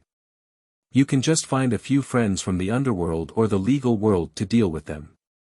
Shuezhendi said, "Well said. I'll call Black Hawk now." The yellow-haired youth said, "Black Hawk has many brothers under him. Just call a few dozen of them and that outsider will be scared to the point of wetting his pants." At Lin's jewelry, more and more guests came to congratulate them. Zhou Xinzhu and Zhou Tao came hand in hand, along with Dong Bicheng, the director of the Public Security Bureau. After them, the gangsters led by Wang Jinlong and Xiong Taijun came one after another. After Qin Haodong and the Daddy Security Company swept the Sun family, they had established their supreme position in Shanghai. "Boss, we're here. This is a small token of our respect. Please accept it." The opening of a business was such a big event, so these people naturally rushed to please them and gave their gifts. So a strange scene appeared in Lin's jewelry company. There were financial giants with hundreds of billions of yuan, the director of the Public Security Bureau in a high position, and the gangsters with tattoos all over their bodies. Qin Haodong and Lin Momo were busy entertaining the guests. At this time, a group of gangsters came from the opposite side. These people were holding short knives and steel pipes in their hands, looking aggressive. The leader looked fierce and his face was full of muscles. He was bare-chested, with a huge black eagle tattooed on his chest and a steel pipe more than 1 meter long in his hand. "Who's in charge here? Come out." This person was the black eagle that Shuizhendi had mentioned. He was a gangster, but in fact, he was just a small gangster. He was not on the same level as Golden Dragon, Xiong Taijun, and the others at all. He didn't know what kind of person Qin Haodong was. Qin Haodong frowned. Today was a happy day for the opening. He didn't want too much trouble. He turned to Golden Dragon and said, "Go and see what's going on." Seeing that there were gangsters looking for trouble on the Grand Supreme Boss's opening day, this was simply a slap in the face. Golden Dragon and Xiong Taijun were furious and immediately rushed over with their men. "Black Eagle, do you want to die? How dare you come here to make trouble?" Golden Dragon stepped forward and slapped Black Eagle in the face. Black Eagle had just received a call from Shuizhendi, saying that a country bumpkin from a small place was competing with Shui's jewelry for business. He was asked to bring people to smash the place and give him 1 million yuan as a reward. He thought it was easy to bully a nouveau riche from another place. He never dreamed that he would meet Golden Dragon and Xiong Taijun here. Compared with these two bosses of the Sanjiang Society and the biker gang, he was nothing. After being slapped, Black Eagle didn't lose his temper at all. He said with a flattering face, "Boss Golden Dragon, Boss Xiong, you are here too." Xiong Taijun said, "What the hell are you doing here? Today is the opening day of my boss's business. Are you looking for trouble? Are you tired of living?" Black Eagle secretly complained and cursed Shuizhendi's ancestors in his heart. "Didn't you say you were a nouveau riche from another place? Didn't you say you had no foundation or background? Now even the bosses of the Sanjiang Society and the biker gang call him boss. He is such a powerful person. How dare you ask me to smash his place? Isn't this too much?" Thinking of this, he quickly said, "Bosses, you misunderstood me. I'm not here to cause trouble. I'm here to congratulate the opening." Golden Dragon slapped him in the face again. "Do you think I'm a fool? How can you congratulate with a steel pipe?" Black Eagle knew very well that if he was determined to look for trouble, he wouldn't be able to survive in the underworld of Shanghai in the future. He held up the steel pipe in his hand and said, "Boss, you misunderstood me. I brought this thing just to do a pole dance to liven things up." Xiong Taijun said, "T, who the hell wants to see you do a pole dance? Since you're here to congratulate, did you bring a gift?" "Yes, I did." Black Eagle quickly threw away the steel pipe in his hand and took out all the banknotes in his pocket. Then he turned around and shouted to the gangsters behind him, who brought money. "Hurry up and take it out for me." These gangsters also knew that they were in big trouble. They quickly threw away the steel pipes and knives in their hands and took out their banknotes one after another. Some people even took out the coins in their pockets. In the end, they collected 30 or 40,000 yuan and handed it all to Xiong Taijun. Shuizhendi and Devil 6 stood on the 5th floor of Shui's jewelry, holding binoculars in their hands, ready to watch the scene of Lin's jewelry being smashed. However, they didn't expect that Black Eagle would come aggressively with his men, but he didn't do anything. On the contrary, he took out all the money in his pocket and gave it to them as a gift. Shuizhendi scolded, "What the hell is Black Eagle doing? I asked him to smash the place. How did he become a gift? He usually calls us brothers, but he can't help us at the critical moment. I'll go and ask him now. What's going on?" As he spoke, he was about to go downstairs to find Black Eagle to settle the score. Devil 6 quickly stopped him. "Young master, you can't go at this time, or Lin's jewelry will find out that we did it." Shuizhendi cried angrily, "What should I do? I can't swallow it. Can't I just watch Lin's jewelry open up?" Devil 6 said, "Don't be angry, young master. I think something must have happened to Black Eagle. But it doesn't matter. Since the underworld can't do it, let's find the legal way. This area is the territory of the South City branch. You are friends with Deputy Director Zhao Guiyin. Ask him to do you a favor. Say that there are fugitives among the employees of Lin's jewelry and bring all the staff back to the branch for investigation. Let's see how he can open his business then." "That's a good idea. I'll call Director Zhao now. With our relationship, he will definitely help." Then Shuizhendi took out his mobile phone and dialed a series of phone numbers. A few minutes later, he hung up the phone, looked at Lin's jewelry and said proudly, "You can wait to close down." At Lin's jewelry, Qin Haodong had just asked Golden Dragon and several others to drive Black Eagle away. Unexpectedly, a dozen uniformed policemen rushed over after a while. Shuizhendi stood in front of the window with binoculars. When he saw these people, he said excitedly, "Director Zhao is a good buddy. He came so soon. Let's see what Lin's jewelry can do this time." Devil 6 said with a flattering face, "What else can we do? Close down. A foreign upstart wants to fight with you, young Master Shui. They're still far from it." Shuizhendi said proudly, "Of course, I haven't been out for so many years for nothing." Among the policemen, Zhao Guiyin, the deputy director of the South City branch, walked into the crowd and shouted arrogantly, "Who is in charge here?" Qin Haodong naturally couldn't let Golden Dragon and others come forward to deal with these policemen. He stepped forward and said, "I am. What can I do for you?" Zhao Guiyin had indeed received a lot of benefits from Shuizhendi over the years. Now he was about to show his power and close the place in the name of investigating fugitives, but he saw Dong Bicheng standing next to Qin Haodong at a glance. As the deputy director of the branch, how could he not know the boss of the Shanghai Public Security Bureau? He was so scared that his face turned pale and he stammered, "Dong. Director Dong." He didn't expect to meet the highest officer of the entire Shanghai public security system here. It seemed that he had come to send a congratulatory gift to Qin Haodong.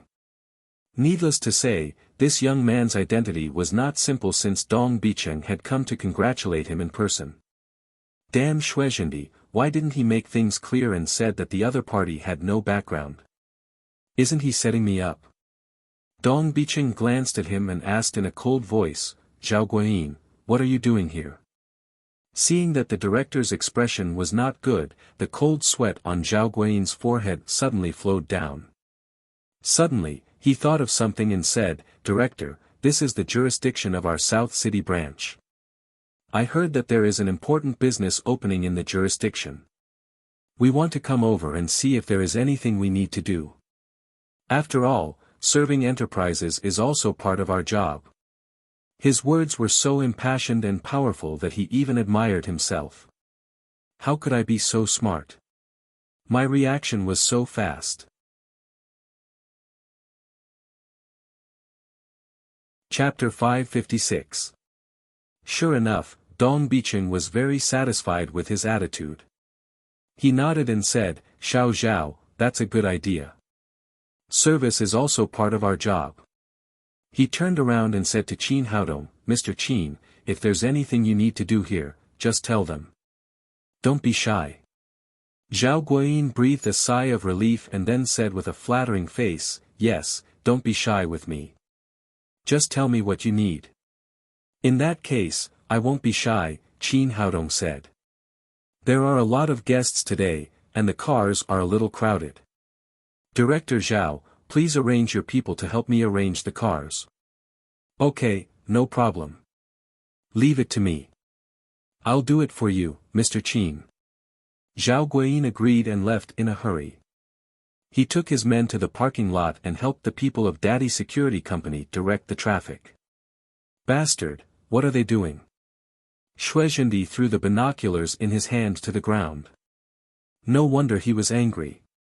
First, he found a group of people from the underworld, but when he got there, he was pole dancing for them and gave them red packets. Now he used the power of the underworld, but the deputy director became a traffic policeman and directed the traffic for them. No, I have to find out, or I won't be able to swallow it. Then he took out his mobile phone and dialed Black Hawk's number. But before he could speak, he heard Black Hawk say coldly, "Shui, you're cheating me, aren't you? Didn't you say that they have no background? It turns out that they're all gangsters. I'm telling you, you have to pay me back all the money I gave you today. Not a penny less, or I won't let you go." After that, Black Hawk hung up the phone with a bang, leaving Shuizhendi with a dull face. He didn't expect that the person who had been calling him brother in daily life would turn hostile and ask him to pay for the gift. Wasn't that equivalent to him giving gifts to the opening of Lin's jewelry? "Black Hawk, you bastard, I didn't pay you for anything." Shuizhendi scolded him fiercely and then dialed Zhao Guiyin's number again. This time, he took the initiative. As soon as the phone was connected, he rushed to say, "Director Zhao, what's going on? Why are you a traffic policeman? It's all because of you." Zhao Guiyin had a bellyful of anger. No matter what, he was a dignified deputy director of a branch office, but now he had been reduced to someone else's servant. This was all thanks to Shuizhendi. "I'm telling you, from now on, let's make a clean break. For the sake of our past relationship, I'll remind you that you can't afford to offend Lin's jewelry." He was directing the vehicles here and had already figured out the situation of the guests in Lin's jewelry. Who were these people? They were all big shots with a net worth of more than 10 billion yuan. Shui's jewelry couldn't afford to offend any one of them. These people were very respectful to Qin Haodong, as if they were meeting their ancestors. It could be seen how terrifying this young man's background was. Not to mention that Shui Zhen was the first idiot rich second generation. Even if his father was alive, he would never be the opponent of Lin's jewelry. Closing down has become an inevitable choice. Listening to the busy tone on the phone, Shuizhendi was completely dumbfounded. He never dreamed that Lin's jewelry was so powerful. The underworld couldn't do it, and the legal way couldn't do it. What could he do? Devil 6, your brain is the best. Hurry up and think for me. What else can we do? At this point, what could Devil 6 do? He said, "Chairman, in fact, you don't have to worry. Our old store has been open for so many years and has many regular customers. Although Lin's jewelry has a strong network, they are new after all. They can't compete with us in normal business competition. As long as we push down the price of goods, I believe it won't be long before they close down." Shuizhendi nodded. "You're right.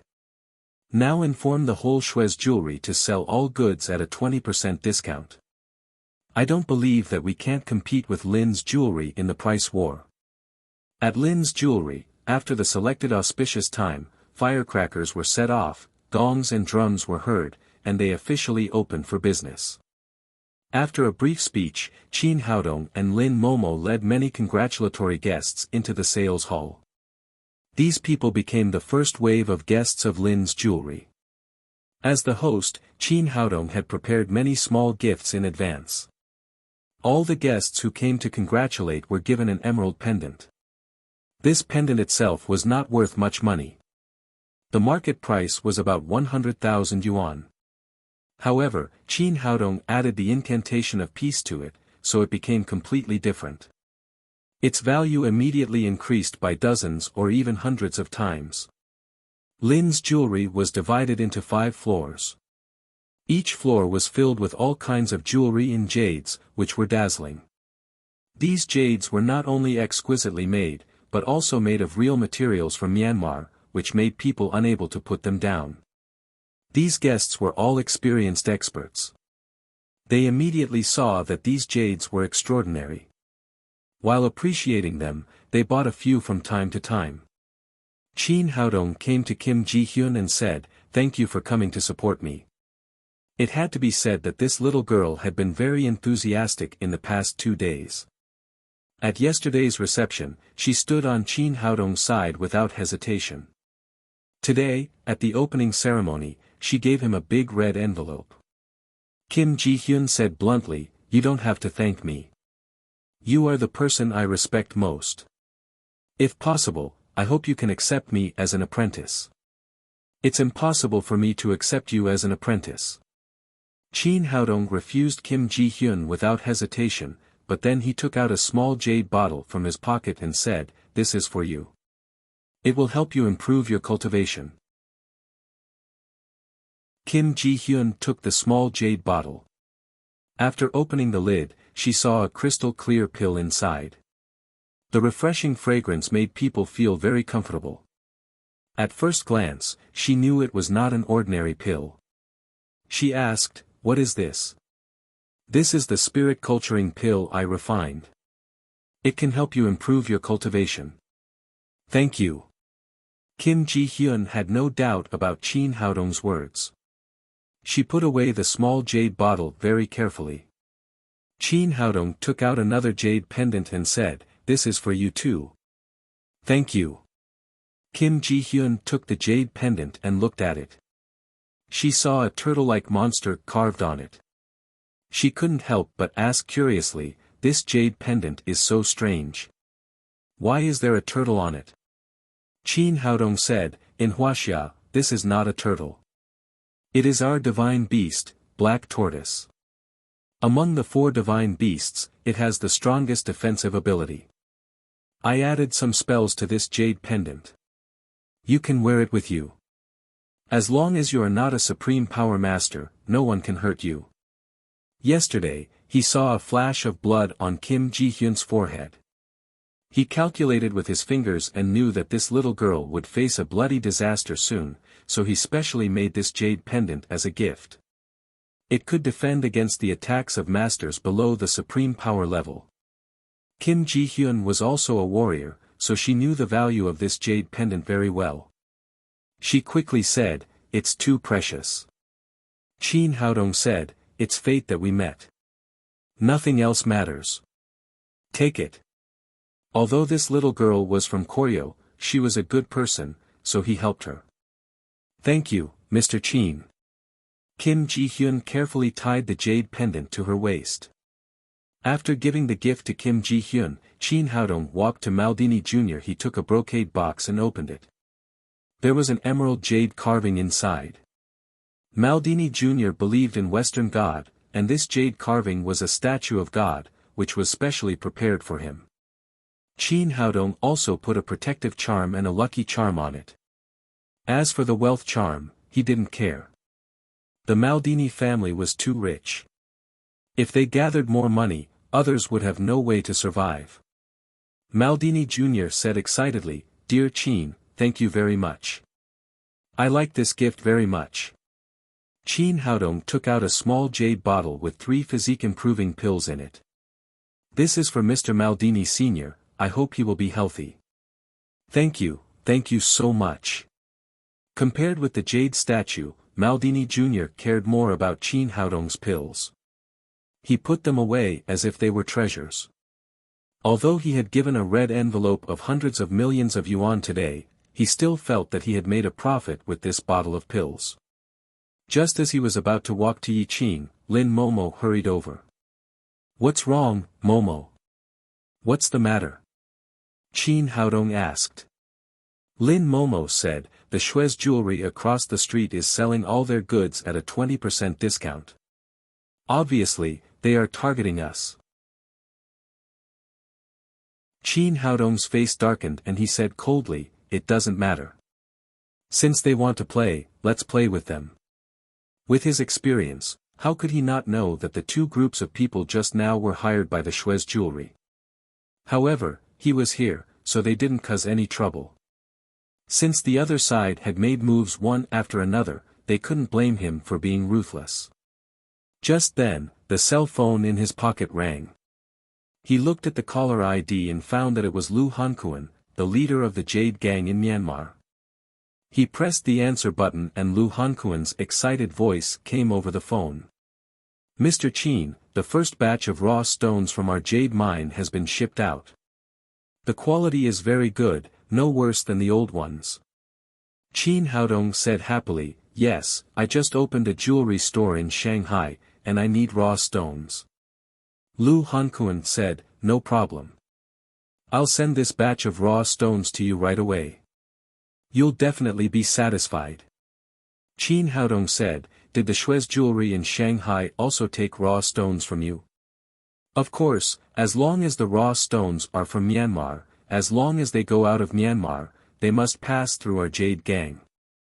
Lu Hankuan suddenly realized something and said, Mr. Qin, did the blind Shui's jewelry offend you?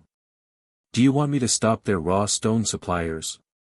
As long as you say the word, I promise that the Shui's jewelry will not get a single piece of raw jade stone in the future. Then stop it. It was impolite not to reciprocate. Qin Haodong was not a kind man. Since Shui's jewelry kept playing dirty tricks, he couldn't blame him for taking drastic measures. After hanging up the phone, he told Lin Momo that the raw stone mine had begun to produce, and then said, now we have sufficient raw stone supplies, and it's all free. The Shui's jewelry gives a 20% discount, and we give a 50% discount. Let's see who will have the last laugh in this price war. In fact, the Shui's jewelry had already lost before the business war started. Qin Haodong had such a huge jade mine as his backing. No matter how much he sold, he would make a profit. The Shui's jewelry could not compete with him at all. Lin Momo left with a smile. At this time, Yi Qing, who was wearing a long dress, came over slowly. She said with a smile, little brother, everyone has a gift. Where's your sister? Qin Haodong took out a small jade bottle and gave it to her. He said, of course, I won't forget my sister. This is the energy-gathering pill I refined. It can help you break through your current bottleneck. Yi Qing asked in surprise, do you know what my cultivation is now?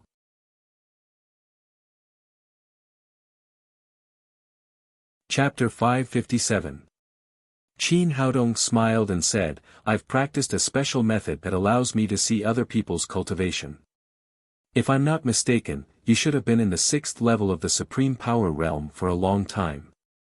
Little brother, you're really amazing. It's the first time I've seen someone who can see through other people's cultivation after so many years. Yi Qing charmingly glanced at him, then casually opened the jade bottle in her hand, only to see 3 small crystal clear black pills inside. I've been trapped here for a long time. Do these 3 pills really work? Qin Haodong said, it's absolutely no problem. A normal energy-gathering pill can help you break through. To be on the safe side, I gave you 3 pills. I forgot that you're the medical sage. Thank you. Yi Qing happily put the small jade bottle into her bag. She had been stuck in this realm for a long time. Now that she finally had the hope of breaking through, how could she not be happy? After putting away the energy-gathering pills, she said, Medical sage, I have one more thing to ask of you. Qin Haodong said, go ahead. Since you've taken care of me so much, I'll do my best to help you. Yi Qing said, here's the thing. My sister, the head of the Haodong group, Chu Xianyue, is sick. Many doctors in the capital couldn't cure her. Your medical skills are so good. I want to invite you to take a look at her. Oh. I see. Qin Haodong thought for a moment and said, there's no problem with seeing her, but it's a little troublesome to go to the capital. Can you ask her to come to Shanghai? Yi Qing said, my sister is very sick and it's not convenient for her to move. Moreover, the Haodong group needs someone to control it. I'm here now and it's not convenient for her to leave, so I want you to go to the capital with me. In fact, the capital is not too far away from Shanghai. It'll only take half a day by car. It won't take too much of your time. Qin Haodong hesitated for a moment. Yi Qing had been helping him since they met. Now that she was asking him for help, he couldn't refuse. Moreover, a good relationship with the Haodong group would be very helpful for the development of the Lin group. Thinking of this, he said, "Then I'll go with you, but I can't stay in the capital for too long. I have to come back immediately after seeing her." Yi Qing smiled in her heart. "When you meet your mother, I'm afraid you won't leave." "No problem. As long as you treat my sister, you can leave at any time." After their discussion, Qin Haodong handed over all the affairs of Lin's jewelry to Lin Momo. He also said hello to Li Meiyu. Then, he got in the car with Yi Qing and drove to the capital. The car was Yi Qing's. It was an off-road vehicle with excellent performance. She sat in the passenger seat while Qin Haodong drove. In Beijing, Han Zixing put his hands behind his back and said to the butler in front of him, "How's the situation in Shanghai?" The butler said, "The situation is very bad. Since those two people fell into the hands of the little witch, almost all our men in Shanghai have been killed. Yi Qing, I will kill her sooner or later." A ferocious look flashed across Han Zixing's face, then he asked, "Did you find out? Is Chu Xianyue really ill?" The housekeeper said, "We don't know the details, but she did see a lot of doctors. They said that she was very dizzy and couldn't sleep for 2 days. Now her condition is getting worse and she is bedridden." I asked the neurologist who had seen her. He said that Chu Xuanyue's brain nerves are abnormally excited and she has been in an abnormal state for a long time. Then she is really ill. A flash of joy flashed across Han Zixing's face. "It's a good opportunity for us." The butler was his confidant. He couldn't help but ask, "Boss, what are you going to do?" Han Zixing said, "Yi Qing is our stumbling block. If it weren't for her, I would have gotten Chu Xianyue into bed long ago. This time, she will definitely come back from Shanghai to visit Chu Xianyue. We will arrange for people to kill her on the way. Without Yi Qing, Chu Xianyue is the meat on my chopping board. I can do whatever I want to her and play with her however I want." The butler said, "Boss, it's easy to kill Yi Qing. But no matter what, Chu Xianyue is also a member of the Chu family. Will we cause the Chu family to fight back if we do this?" Han Zixing said, "You don't have to worry about that. Over the years, Chu Xianyue has been in a bad relationship with the Chu family because of her child. They don't have much contact with each other. As long as I don't kill Chu Xianyue, the Chu family won't do anything." "Got it, boss. I'll do it now." After that, he turned around and left the room. Qin Haodong drove the car and the two of them chatted as they walked. Soon, they were out of the city. He said, "Sister, you are really a martial arts genius. You reached the 6th level of the Supreme Power Realm so quickly." Yi Qing said, "I'm not a genius. To be honest, I didn't get my cultivation by cultivation." Qin Haodong thought she was joking. He said with a smile, "If you didn't get it by cultivation, did you pick it up?" Yi Qing's expression changed. She sighed and said, "It's a long story. In fact, my life is very hard. My parents died when I was young. I became an orphan at the age of 8 and lived on the streets. Later, it was my sister, Chu Xianyue, who adopted me." Qin Haodong said, "Since it was President Chu who adopted your sister, you should call her mother." "Why did you call her sister?" Yi Qing said, "At first, my sister said that she was afraid that I would sound too old if I called her mother, so she asked me to call her sister. Later, I found out that she had a son, but he was lost soon after he was born. She was afraid that I would call her mother, so she asked me to call her sister." "Oh. Qin Haodong said, there are too many unpleasant things in the world. I'm also an orphan. I still don't know who my parents are. My sister is my second parent. If she hadn't adopted me, I would still be wandering on the streets or would have died in a foreign land. Yi Qin sighed again and said, I've met two benefactors in my life. One is my sister, and the other is my master. Not long after I was adopted by my sister, I met my master. My master is an unworldly master. Her Buddhist name is Huining Nun. She said that I was destined to be her disciple, so she took me in and lived with me in the capital for 10 years. During these 10 years, my master taught me all she had learned in her life. Although my aptitude was not bad, I barely reached the half-step supreme power realm when I was 18 years old. At that time, my master calculated that her life was over. Before she passed away, she used the secret method of her sect to give me all her cultivation. That was why I reached the 6th level of the supreme power realm. Qin Haodong finally understood why Yi Qing had reached such a high level of cultivation at such a young age. It turned out that she had relied on the power of her master. Yi Qing continued, it's been 10 years since master passed away. But because my cultivation base was not obtained through hard work and my foundation is weak, I haven't been able to make any progress in the past 10 years and have always maintained my current realm. Qin Haodong said, Sister, don't worry. In the past 10 years, you have completely consolidated your cultivation and are only one step away from breaking through. As long as you take the energy-gathering pill I gave you, you will be able to take another step forward. Yi Qing took out a small jade bottle and took out a pill. She said eagerly, Can I try it now? She had been stagnant for 10 years and her desire for a breakthrough was extremely strong. Qin Haodong thought for a moment. With him by her side to protect her, there should be no problem. He said, Yes, sister, don't worry about breaking through. Leave the rest to me. After listening to him, Yi Qing put the seat flat and then sat down cross-legged. After taking a deep breath, she swallowed the energy-gathering pill and began to break through wholeheartedly. Qin Haodong slowed down the car and drove as steadily as possible. In this way, one of them broke through and the other drove. They slowly moved forward.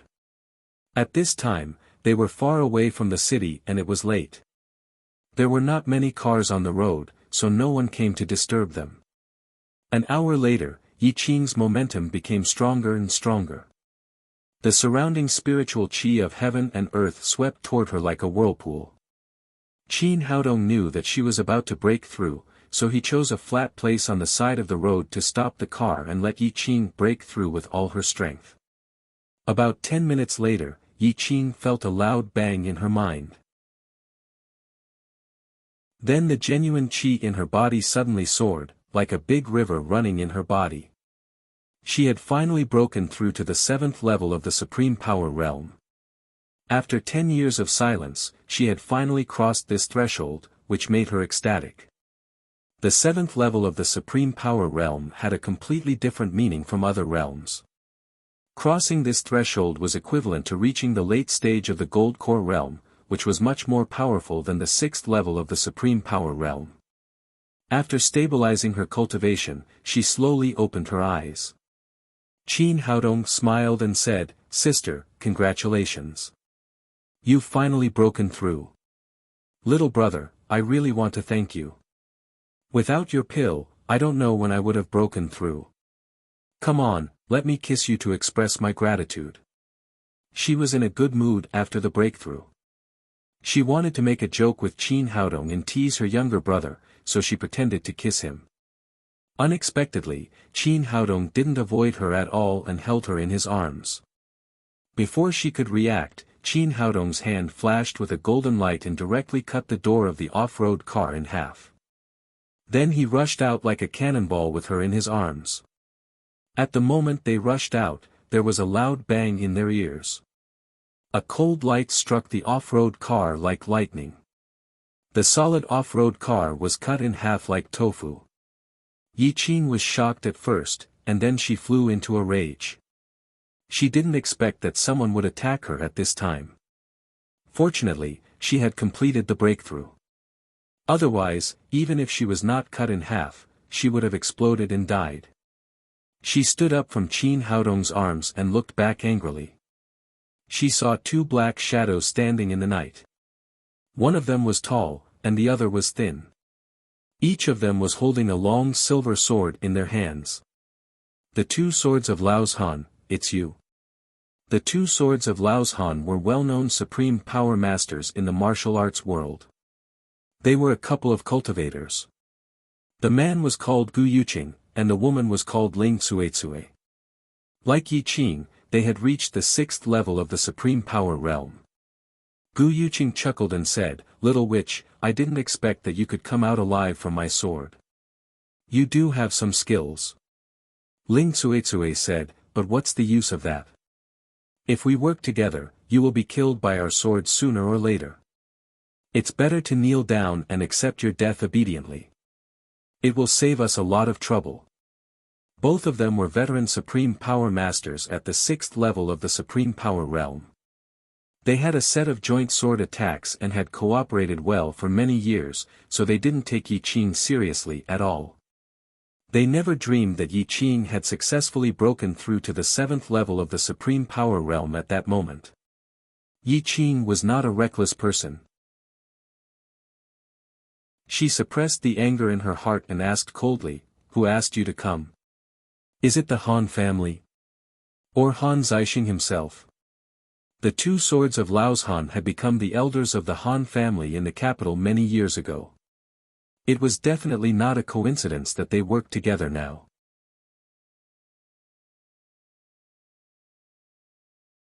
Chapter 558.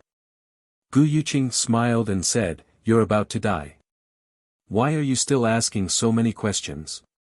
Whether it's the Han family's or young master's will, you will definitely die today." Ling Cuecue said, "If you really want to ask, go to hell and ask the king of hell." After that, the two of them jumped into the air with great tacit understanding. The long swords in their hands turned into two rays of silver light and slashed at Yi Qing. "You're courting death." Yi Qing turned her wrist and pulled out a soft sword from her waist. It turned into a sharp sword light and went up to meet them. Ding! Ding! Ding! Ding! Her soft sword collided with the long swords of the Laozhan mountain double swords, making a crisp sound of metal colliding. Then the Laozhan mountain double swords were shaken and flew backward. Although Yi Qing had just broken through to the 7th level of the supreme power realm, she was still much stronger than a 6th level master. If it weren't for the fact that the Laozhan mountain double swords were good at joint attacks, there would have been casualties under this sword. Gu Yuqing and Ling Cuecue took a few steps back in succession, their faces full of horror. They originally thought that they would definitely kill Yi Qing if they worked together to kill her. They didn't expect such a situation to happen. Gu Yuqing cried in horror, "7th level of the supreme power realm, when did you break through?" It should be known that there was a very high threshold between the 6th level of the supreme power realm and some people couldn't break through it in their lifetime. The couple had been stuck here for 7 or 8 years. They didn't expect Yi Qing to be so talented that she had broken through this threshold at the age of less than 30. "Do you want to know? Why don't you ask the king of hell?" Yi Qing's character was that she would seek revenge for the smallest grievance. If someone punched her, she would cut them with a knife. Otherwise, she wouldn't have been called a witch in the capital. Since the Laozhan mountain double swords were here to kill her, she would not hesitate to fight back. The soft sword in her hand turned into a sword light that covered the sky and enveloped the couple. Although it was 1 against 2, she still had the upper hand. As her cultivation stabilized, her advantage became greater and greater. This was the strength of a 7th level supreme power realm. The Laozhan dual sword couple complained incessantly. They relied on their joint attack technique to persevere bitterly. Although they could still persevere for a while, they no longer had any hope of victory. They didn't even have the chance to escape. The three of them were fighting so fiercely that they had forgotten Qin Haodong. Although Yi Qing knew that Qin Haodong had a certain level of cultivation, she never thought that Qin Haodong could be stronger than her. She never even thought that Qin Haodong would help her. When the Laoshan Swords couple saw Qin Haodong for the first time, they didn't feel any warrior's aura from him. They thought he was just an ordinary driver and didn't take him seriously. Qin Haodong acted like an ordinary person. He restrained all the genuine qi in his body and hid behind a stone. His face was full of fear, and his body was even trembling. In any case, when he rushed out of the car with Yi Qing in his arms, he thought it was Yi Qing who carried him. He didn't step forward to help Yi Qing, because his powerful primordial spirit sensed that there was an extremely powerful force spying on him.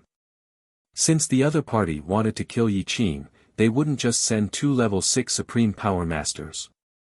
In that case, even if Yi Qing didn't break through to the 7th level of the Supreme Power Realm, it would be easy for the Laoshan dual sword couple to hurt her, but it would be difficult for them to kill her. It was even impossible. Therefore, he guessed that the other party must have some tricks up their sleeves, and this strong sense of spying confirmed his guess. Everything in front of him was a killing trap carefully set up by the other party. First, they used the Laoshan dual sword couple to trap Yi Qing, and then that person gave a fatal blow. Although Yi Qing had unexpectedly reached the 7th level of the Supreme Power Realm, it didn't affect the assassination plan. He restrained his cultivation and pretended to be an ordinary person in order to deceive the person hiding in the dark. According to his intuition, this person's cultivation was at least above the 7th level of the Supreme Power Realm. If they fought directly, he was still no match for him.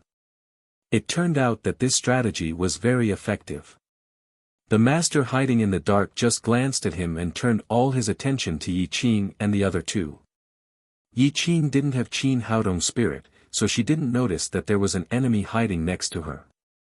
She used all her strength to use the soft sword in her hand and beat the Laoshan dual sword couple to a sorry state. There were already a lot of bloodstains on their bodies.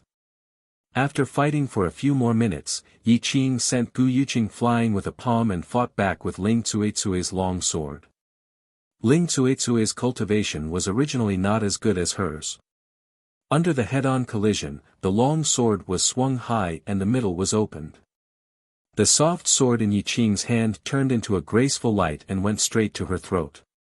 Gu Yuqing, who was in the distance, let out a roar, but it was too late to save her. He saw Yi Qing's soft sword piercing Ling Cuicui's neck. Anyone who was pierced through the throat would die without a doubt. Yi Qing had no doubt that her sword could take Ling Cuicui's life, so at this moment, she relaxed a little. The person hiding in the dark was waiting for this moment. He didn't rescue Ling Cuicui at the critical moment because he wanted to use Ling Cuicui's death to exchange for an excellent opportunity to kill Yi Qing in one fell swoop. At the moment when Ling Cuicui fell, a black shadow suddenly appeared behind Yi Qing. The long sword in his hand was like a poisonous snake, stabbing fiercely at her back. Shadow Assassin Su Qingji. When Yi Qing sensed the danger, she immediately guessed who the person was. It was Su Qingji, the shadow assassin of the Han family in the capital. His cultivation had reached the 7th level of the Supreme Power Realm. He was even more ruthless, which made people's faces change when they talked about him. She didn't expect that Han Zixing would even send him to kill her. Although she understood everything, it was too late. Su Qingji's sword came too fast and silent.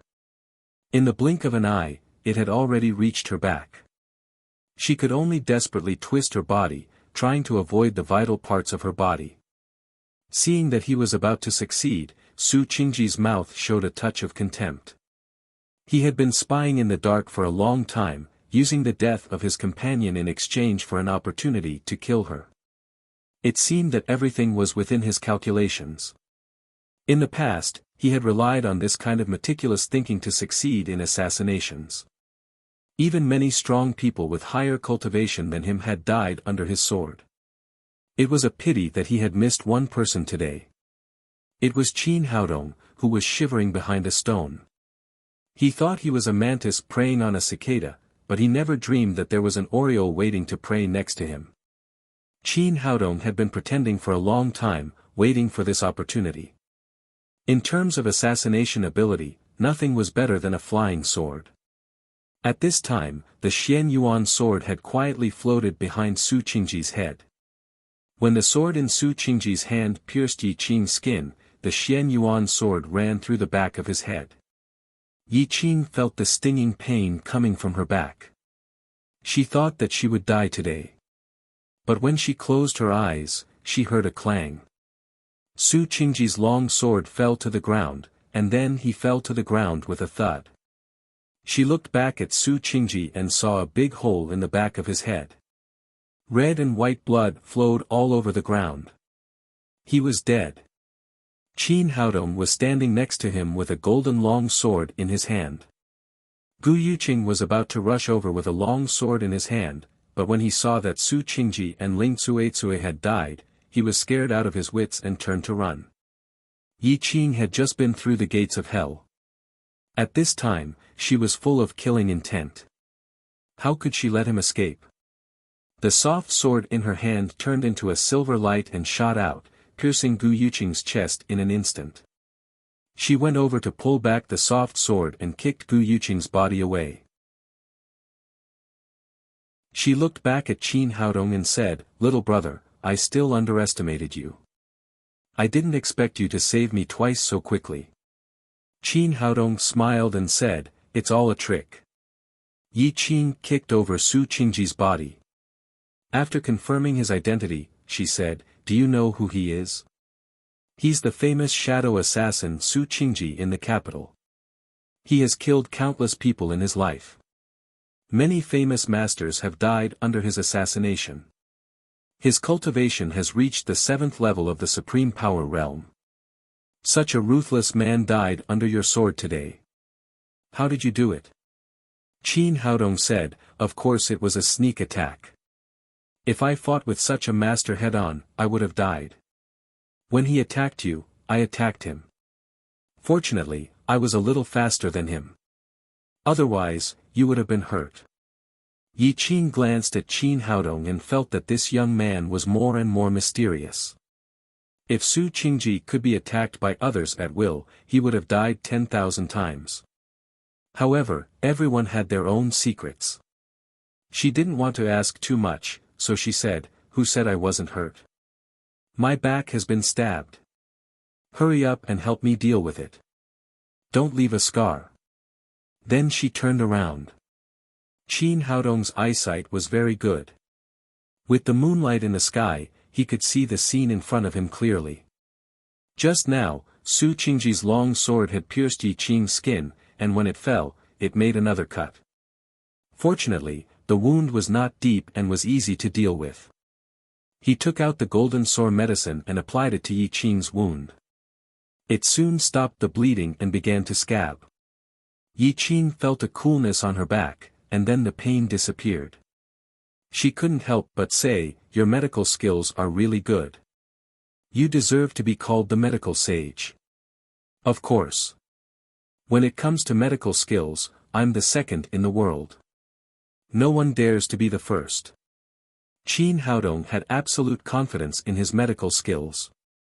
In terms of martial arts cultivation, he still didn't dare to dominate the world, but his medical skills were absolutely unparalleled. Yi Qing moved a little and there was no pain on her back. She said, "Will there be a scar?" "If there is a scar, it will be ugly. I can't wear a suspender skirt in the future." Qin Haodong shook his head. Women were really strange creatures. They could never forget beauty. "Don't worry. If such a small injury leaves a scar, then my reputation as the medical sage will be ruined."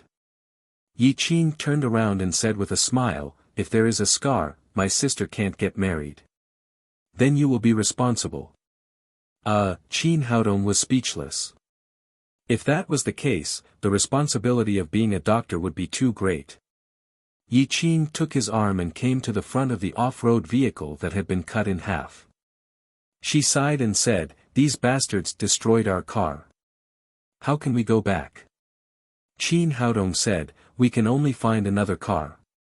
This place was hundreds of kilometers away from Shanghai.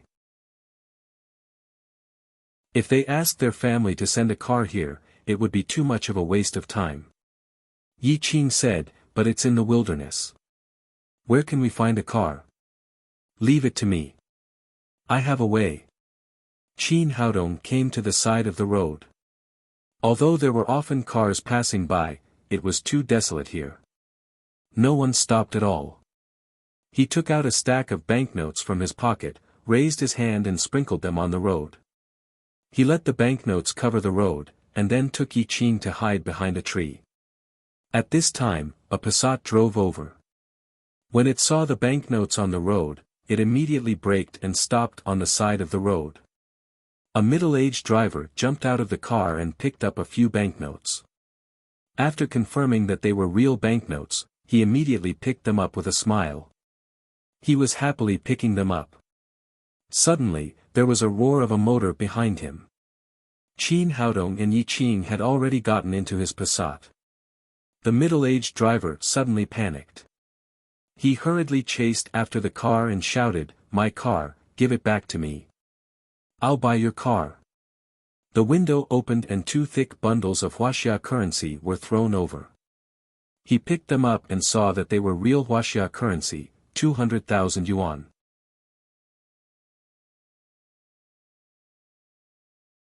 Chapter 559.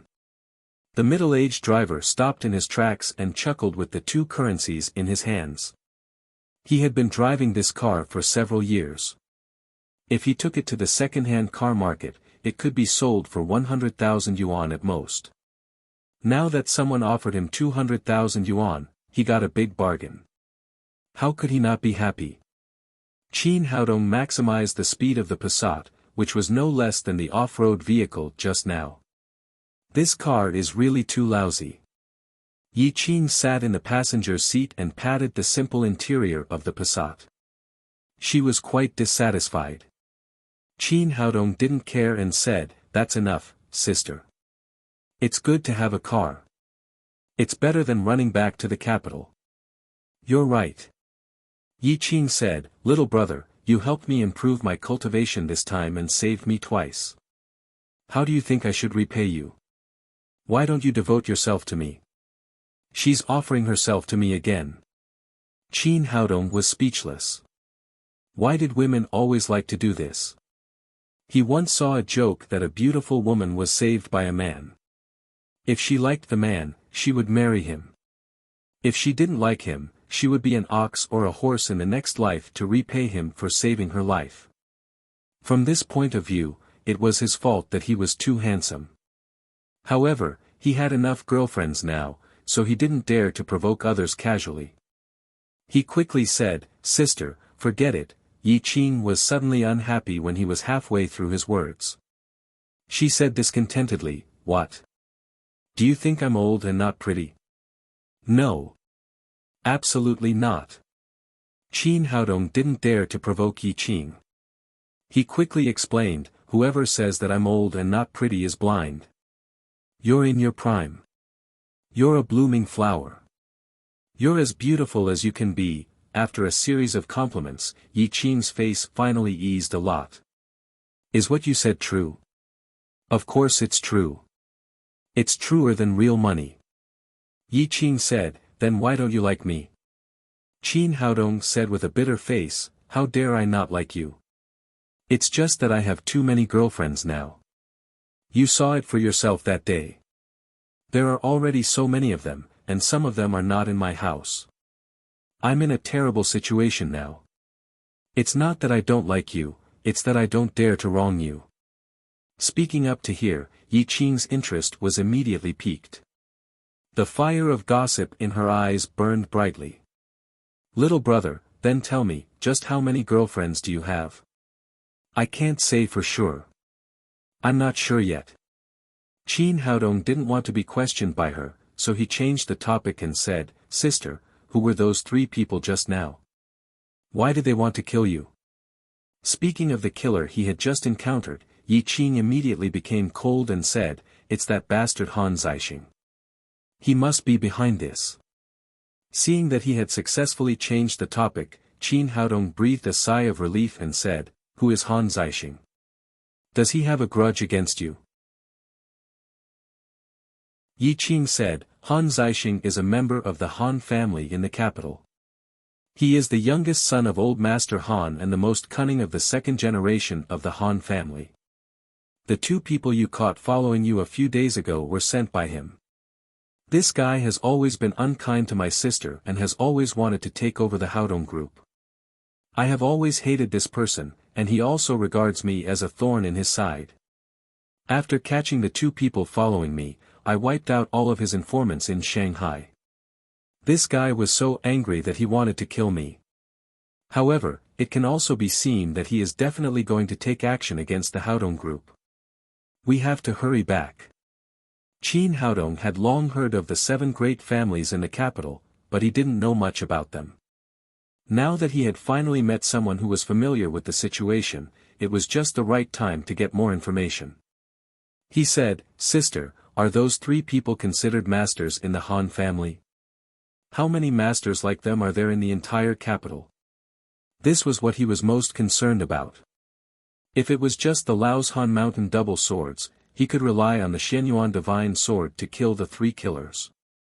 However, he couldn't face shadow killer Su Qingji, who was at the 7th level of the supreme power realm. After all, the difference in their levels was too big, and he couldn't fight head-on at all. It seemed that the capital was the capital after all. It was much higher than the martial arts world in Shanghai. The Sun family was also the biggest family in Shanghai, but the highest one was only at the 2nd level of the supreme power realm. Any one of the Laos Han Mountain double swords could sweep Shanghai. Yi Qing said, "Among the 7 great families in the capital, the elders are generally divided into 3 levels. The masters from the 1st level to the 3rd level of the supreme power realm are divided into the 3rd level, which is the lowest level among the elders. The 3rd level of the supreme power realm is low, so there are naturally more of them. There are almost dozens of them in each family. The 4th level to the 6th level of the supreme power realm are the 2nd-class elders, which are much fewer in number. The Laos Han Mountain double swords belong to the Han family's 2nd-class elders. Their status is higher than the 3rd-class elders, but they are only at the middle level. In this way, the 7th level to the 9th level of the supreme power realm are the 1st-class elders, who enjoy a high status in each big family, especially the 9th level of the supreme power realm. Their status is not much lower than that of the family master. The shadow assassin Su Qingji is the 1st-class elder of the Han family, but his ranking is low. However, he has a unique skill in assassination, so he can barely reach the middle level of the 1st-class elders." Hearing this, Qin Haodong couldn't help but take a deep breath. He originally thought that since he had formed the gold core, he should be regarded as a master on earth. He didn't expect that there were so many supreme power masters in the capital. It seemed that he had to hurry to improve his cultivation. Otherwise, once he met the 1st-class elders of the big families, he would only be killed in seconds. As long as he went one step further, he could reach the middle level of the gold core stage. He didn't dare to say that he could kill the 9th level of the supreme power realm, but at least it would not be a problem for him to fight against the 8th level of the supreme power realm. In order to get as much information as possible, he asked again, "Among the 7 great families in the capital, who is stronger?" Yi Qing said, "The 7 great families are about the same. There is not much difference in terms of force, at least on the surface. At the level of the big families, in fact, the final competition is force. Whoever has more strong people will have the right to speak, and economic strength is secondary. Think about it, no matter how much money you have, if you don't have strong force as a guarantee, it will eventually belong to others. Among the strong, the most important thing is the number of the 9th level of the supreme power realm. A 9th level of the supreme power realm is more important than 10 8th level of the supreme power realm. The 7 great families in the capital have been in a state of balance for many years. Almost all of them have 9th level of the supreme power realm. As for whether there is any hidden power, I don't know. Qin Haodong asked, is there no one who is stronger? Not yet. Yi Qin said, 20 years ago, there was a rare genius in the Qin family, Qin Zongheng. He showed amazing talent in martial arts and was known as the strongest person who was most likely to break through the bottleneck of the supreme power realm and reach the saint realm. It's a pity that the Qin family was too eager for quick success. They had to control Qin Zongheng's marriage and formed an alliance with the Yan family. In the end, Qin Zongheng ran away from home in a rage and there is no news of him until now. Qin Haodong he suddenly thought of a question and asked, how is the Haodong group compared to the Han family? There's no comparison.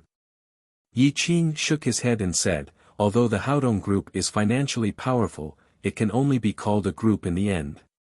It can't be called an aristocratic family because it doesn't have a matching force to protect it. In the entire Haodong group, only I have reached the 7th level of the supreme power realm, and Sister Xianyue is a 3rd level of the supreme power realm. How could such strength compare with the other aristocratic families? If Sister Xianyue wasn't from the Chu family, she would have been devoured by the other aristocratic families. Qin Haodong said, now that my sister has killed 3 elders of the Han family, will it cause trouble for the Haodong group? Probably not. Yi Qin said, I guess it wasn't the Han family's master's idea this time. It was Han Zixing who mobilized the family's power. Although 3 people died, it didn't affect the Han family's strength much. If the Han family made trouble for the Haodong group publicly, it would be equivalent to slapping the Chu family in the face. After all, Sister Xianyue is the most beloved daughter of the Chu family's master. It might cause a full-scale war between the 2 families. Now the 7 great families in the capital are in a delicate state of balance. Once one of the 2 big families starts a war, no matter whether they win or lose, their strength will be damaged and they will be devoured by the other 5 families. Therefore, no family will be stupid enough to start a dispute unless it's a last resort. After all, the masters of the big families are old foxes who have been fighting for a long time. No one is easy to deal with. Qin Haodong nodded. After that, the 2 of them talked about some other topics. Before they knew it, they had arrived at the capital. In the Haodong group, Chu Xianyue received a message from Yi Qin, saying that Qin Haodong and Yi Qin were on their way back to the capital. Thinking that she was about to meet her son, who had been lost for 20 years, she was extremely excited. She tossed and turned in the room and looked at the clock on the wall every few minutes, hoping that Qin Haodong would arrive earlier. At that moment, there was a knock on the door. She quickly jumped onto the bed, pretended to be weak and said, who is it? Come in. As soon as the door opened, the female assistant came in from outside and said, President Chu, Mr. Han is here. He said he wanted to see you. Chu Xianyue waved her hand and said, no. Tell him that I'm sick now and I won't see anyone. Okay, I'll tell him now. The female assistant agreed, but before she left the room, Han Zixing had already walked in, followed by an old man in a long robe. He said happily, Xiao Yu, why don't you see me? Are you still angry with me? Chu Xianyue did not expect him to break in. She frowned and said, what are you doing here? I'm sick now and I don't want to see outsiders. Xiao Yu, listen to what you're saying. We grew up together and can be said to be childhood sweethearts. How can you say that I'm an outsider? He pointed to the old man behind him and said, I know you're sick, so I specially invited Mr. Zhang Jingsheng from Saihuatua to see you. Chu Xianyue said, I'll find a doctor if I'm sick. It's none of your business. Han Zixing said, Xiao Yu, your health is the most important thing. Don't throw a tantrum like a child. Hurry up and let Mr. Zhang take a look at you. Chu Xianyue said, I don't need it. Hurry up and leave. How can you not need it? Are you not sick? After Han Zixing said that, he looked at Chu Xianyue meaningfully. Thinking that she had pretended to be sick in order to meet her son, Chu Xianyue was afraid of exposing herself. She could only be patient and said, "I'm sick. Is it necessary for me to pretend to be sick? Since you've brought a doctor here, let him take a look." As she said that, she stretched out her wrist. Zhang Jingsheng came to the head of the bed and reached out to feel Chu Xuanyue's pulse. But at this moment, Chu Xianyue felt her wrist go numb, and then her whole body lost strength. She cried in her heart, "Oh no!" Zhang Jingsheng was not a doctor at all, but a supreme power realm expert. He had taken advantage of the opportunity of feeling her pulse to control her. This was all Han Zixing's trap.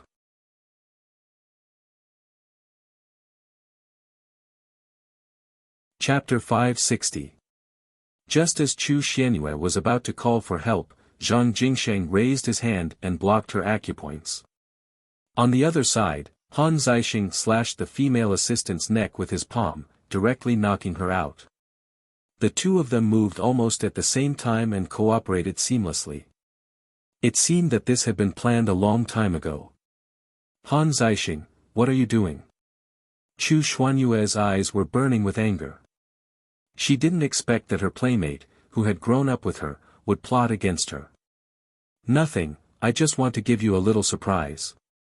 Han Zixing smiled proudly at Chu Xianyue, then turned to Zhang Jingsheng and said, "Take this girl outside and wait for me." This office was a suite with a bedroom inside and an office outside. Zhang Jingsheng picked up the female assistant with one hand and went outside, closing the door behind him. "Now it's just the two of us." Han Zixing had a sinister smile on his face. His obscene eyes kept wandering around Chu Xuanyue's body. "Han Zixing, you bastard, what the hell are you doing? Let me go." "You bitch, shut up." Han Zixing's expression instantly changed and he roared angrily, "Can you blame me? You forced me to do what I did." He raised his hand and pointed to the photo of Qin Zongheng at the head of the bed and shouted angrily, "It's been 21 years. That man has disappeared for 21 years. There's no news at all. I don't even know if he's dead or alive, but you still miss him every day. A living person like me is right in front of you. I try my best to make you happy every day, but you don't even look at me.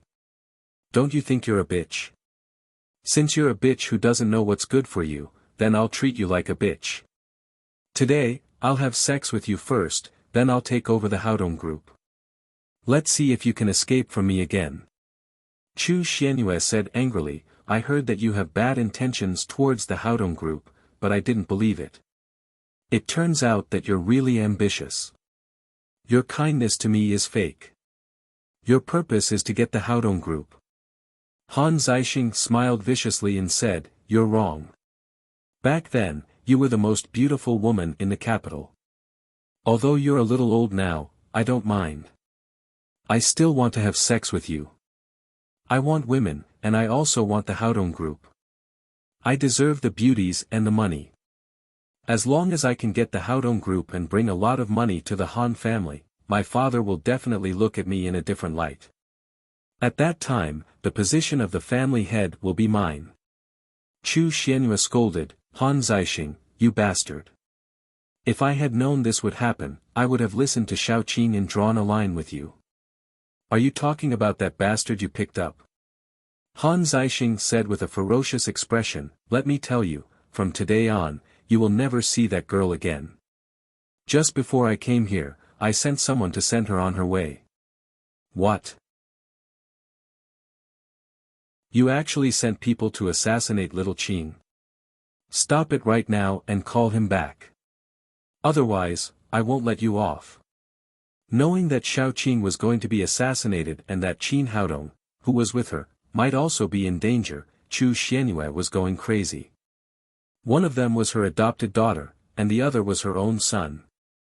They were the most important people in her life. She couldn't let any of them get hurt. She struggled desperately, but unfortunately, Zhang Jingsheng's cultivation was above hers. Her acupoints were tightly sealed. No matter how many times she struggled, she couldn't break through the sealed acupoints. Xiaoya, I really don't know how you maintain your looks.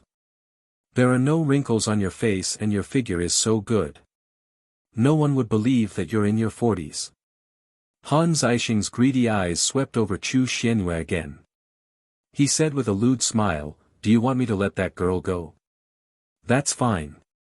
As long as you serve me well, I might let her go if I'm happy. Bah! In your dreams. Chu Xianyue was so angry that her eyes were spitting fire. Bitch! You're a bitch who doesn't know what's good for her. Han Zixing shouted proudly, no matter what, you're meat on my chopping board today. Since you don't want to cooperate, I'll do it myself. After saying that, he stretched out his hairy big hand and grabbed Chu Xuanyue's chest. Yi Qin and Qin Haodong returned to the Haodong group. After parking the car, they rushed to Chu Xuanyue's room excitedly.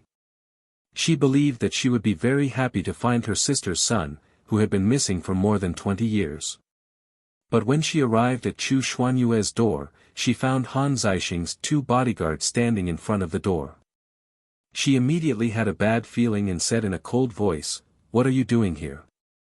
The leading bodyguard said, "The boss brought a doctor to treat President Chu. No one is allowed to enter." *T, this is the Haodong group. When did he have the right to give orders? Get out of here. Yi Qin said as she rushed into the room. The 2 bodyguards were about to stop her when she slapped them to the ground.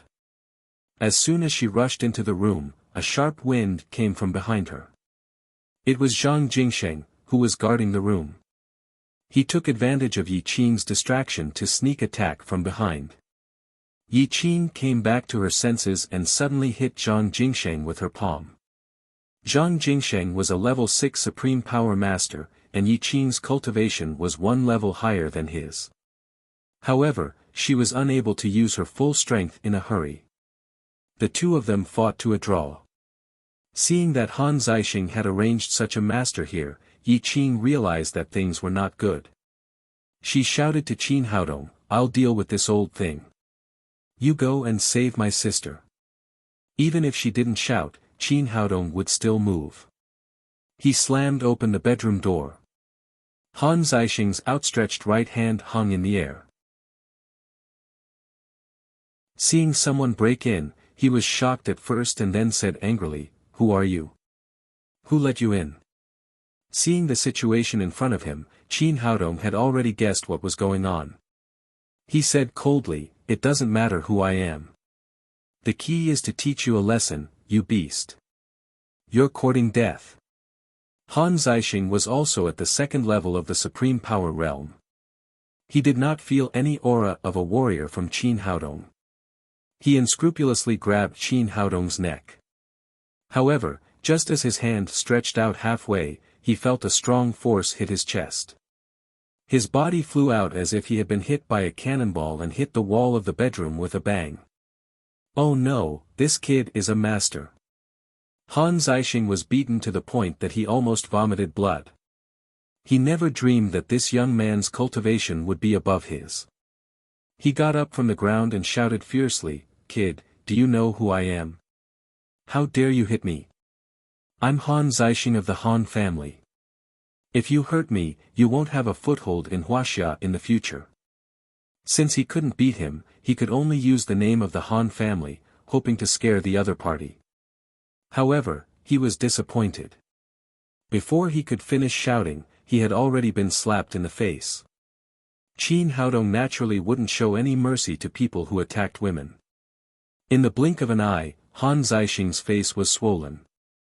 Although the Han family was a giant, it was not enough to scare him, Emperor Green would.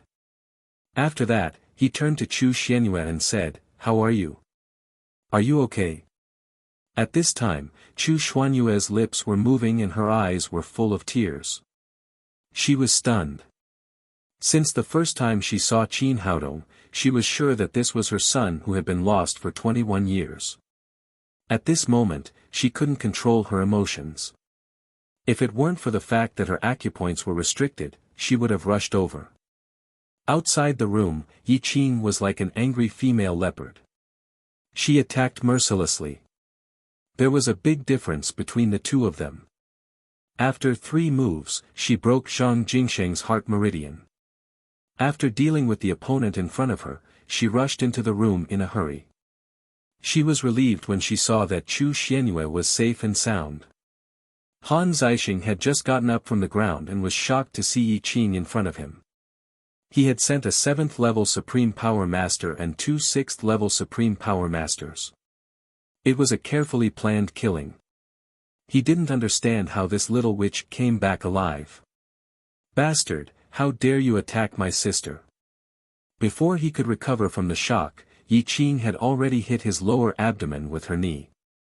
Then, punches and kicks fell on his body like raindrops. Poor Han Zixing. He had just been beaten by Qin Haodong, and now he was being abused by Yi Qing. However, he was still the 2nd generation of the Han family and the youngest son of the Han family's master. For the sake of the Haodong group, Yi Qing finally suppressed the killing intent in her heart and kicked him out. Han Zixing knew that he wouldn't be able to get away with it today. He got up from the ground and fled in a sorry state.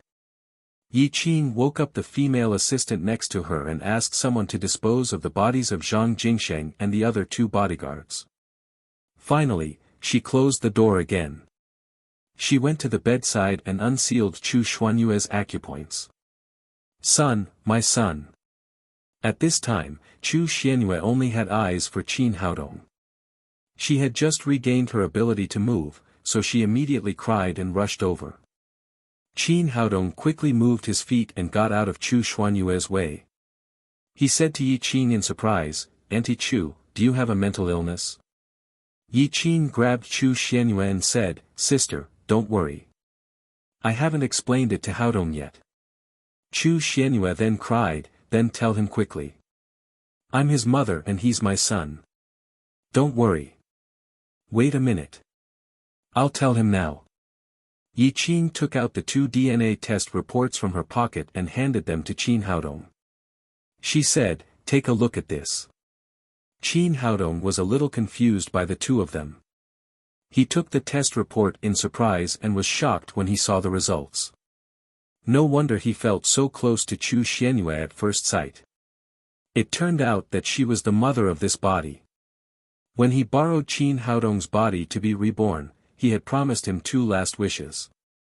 One was to revitalize traditional Chinese medicine, and the other was to find his biological parents. He had been working hard to revitalize traditional Chinese medicine, but there was no clue about finding his biological parents. He didn't expect that he would suddenly find his mother today. This was also a blessing from heaven. Seeing that he was stunned, Yi Qing said, "In fact, I didn't call you here to see my sister at all. I want you to recognize each other. My sister is your biological mother." At this moment, Qin Haodong understood why Yi Qing took so much care of him from the beginning. It turned out that there was such a relationship. "But when did you do this DNA test? Why did you think of doing this test for me?" Yi Qing pointed to the photo of Qin Zongheng at the bedside and said, "Since the first time I saw you, I had doubts about your identity. That's why I later bought your hair with 100 million yuan in order to do a DNA test for you and my sister." Qin Haodong looked at the photo at the bedside. It was 90% similar to his current appearance. There was also a baby photo next to it. It should be him when he was a child. Chu Xianyue said excitedly, "Child, now do you believe that I'm your biological mother?" After Qin Haodong was reborn, he had integrated the memory of this body. Affected by this, he was also very excited, but he still asked, "Since you are my biological mother, why did you abandon me back then?" This was the question he wanted to ask the most in the memory of the body. You're tuning in to the Han Li's Wuxia Chronicles YouTube channel.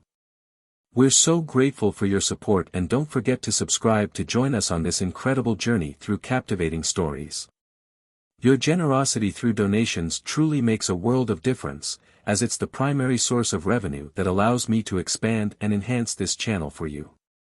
Thank you from the bottom of my heart for being a part of this adventure.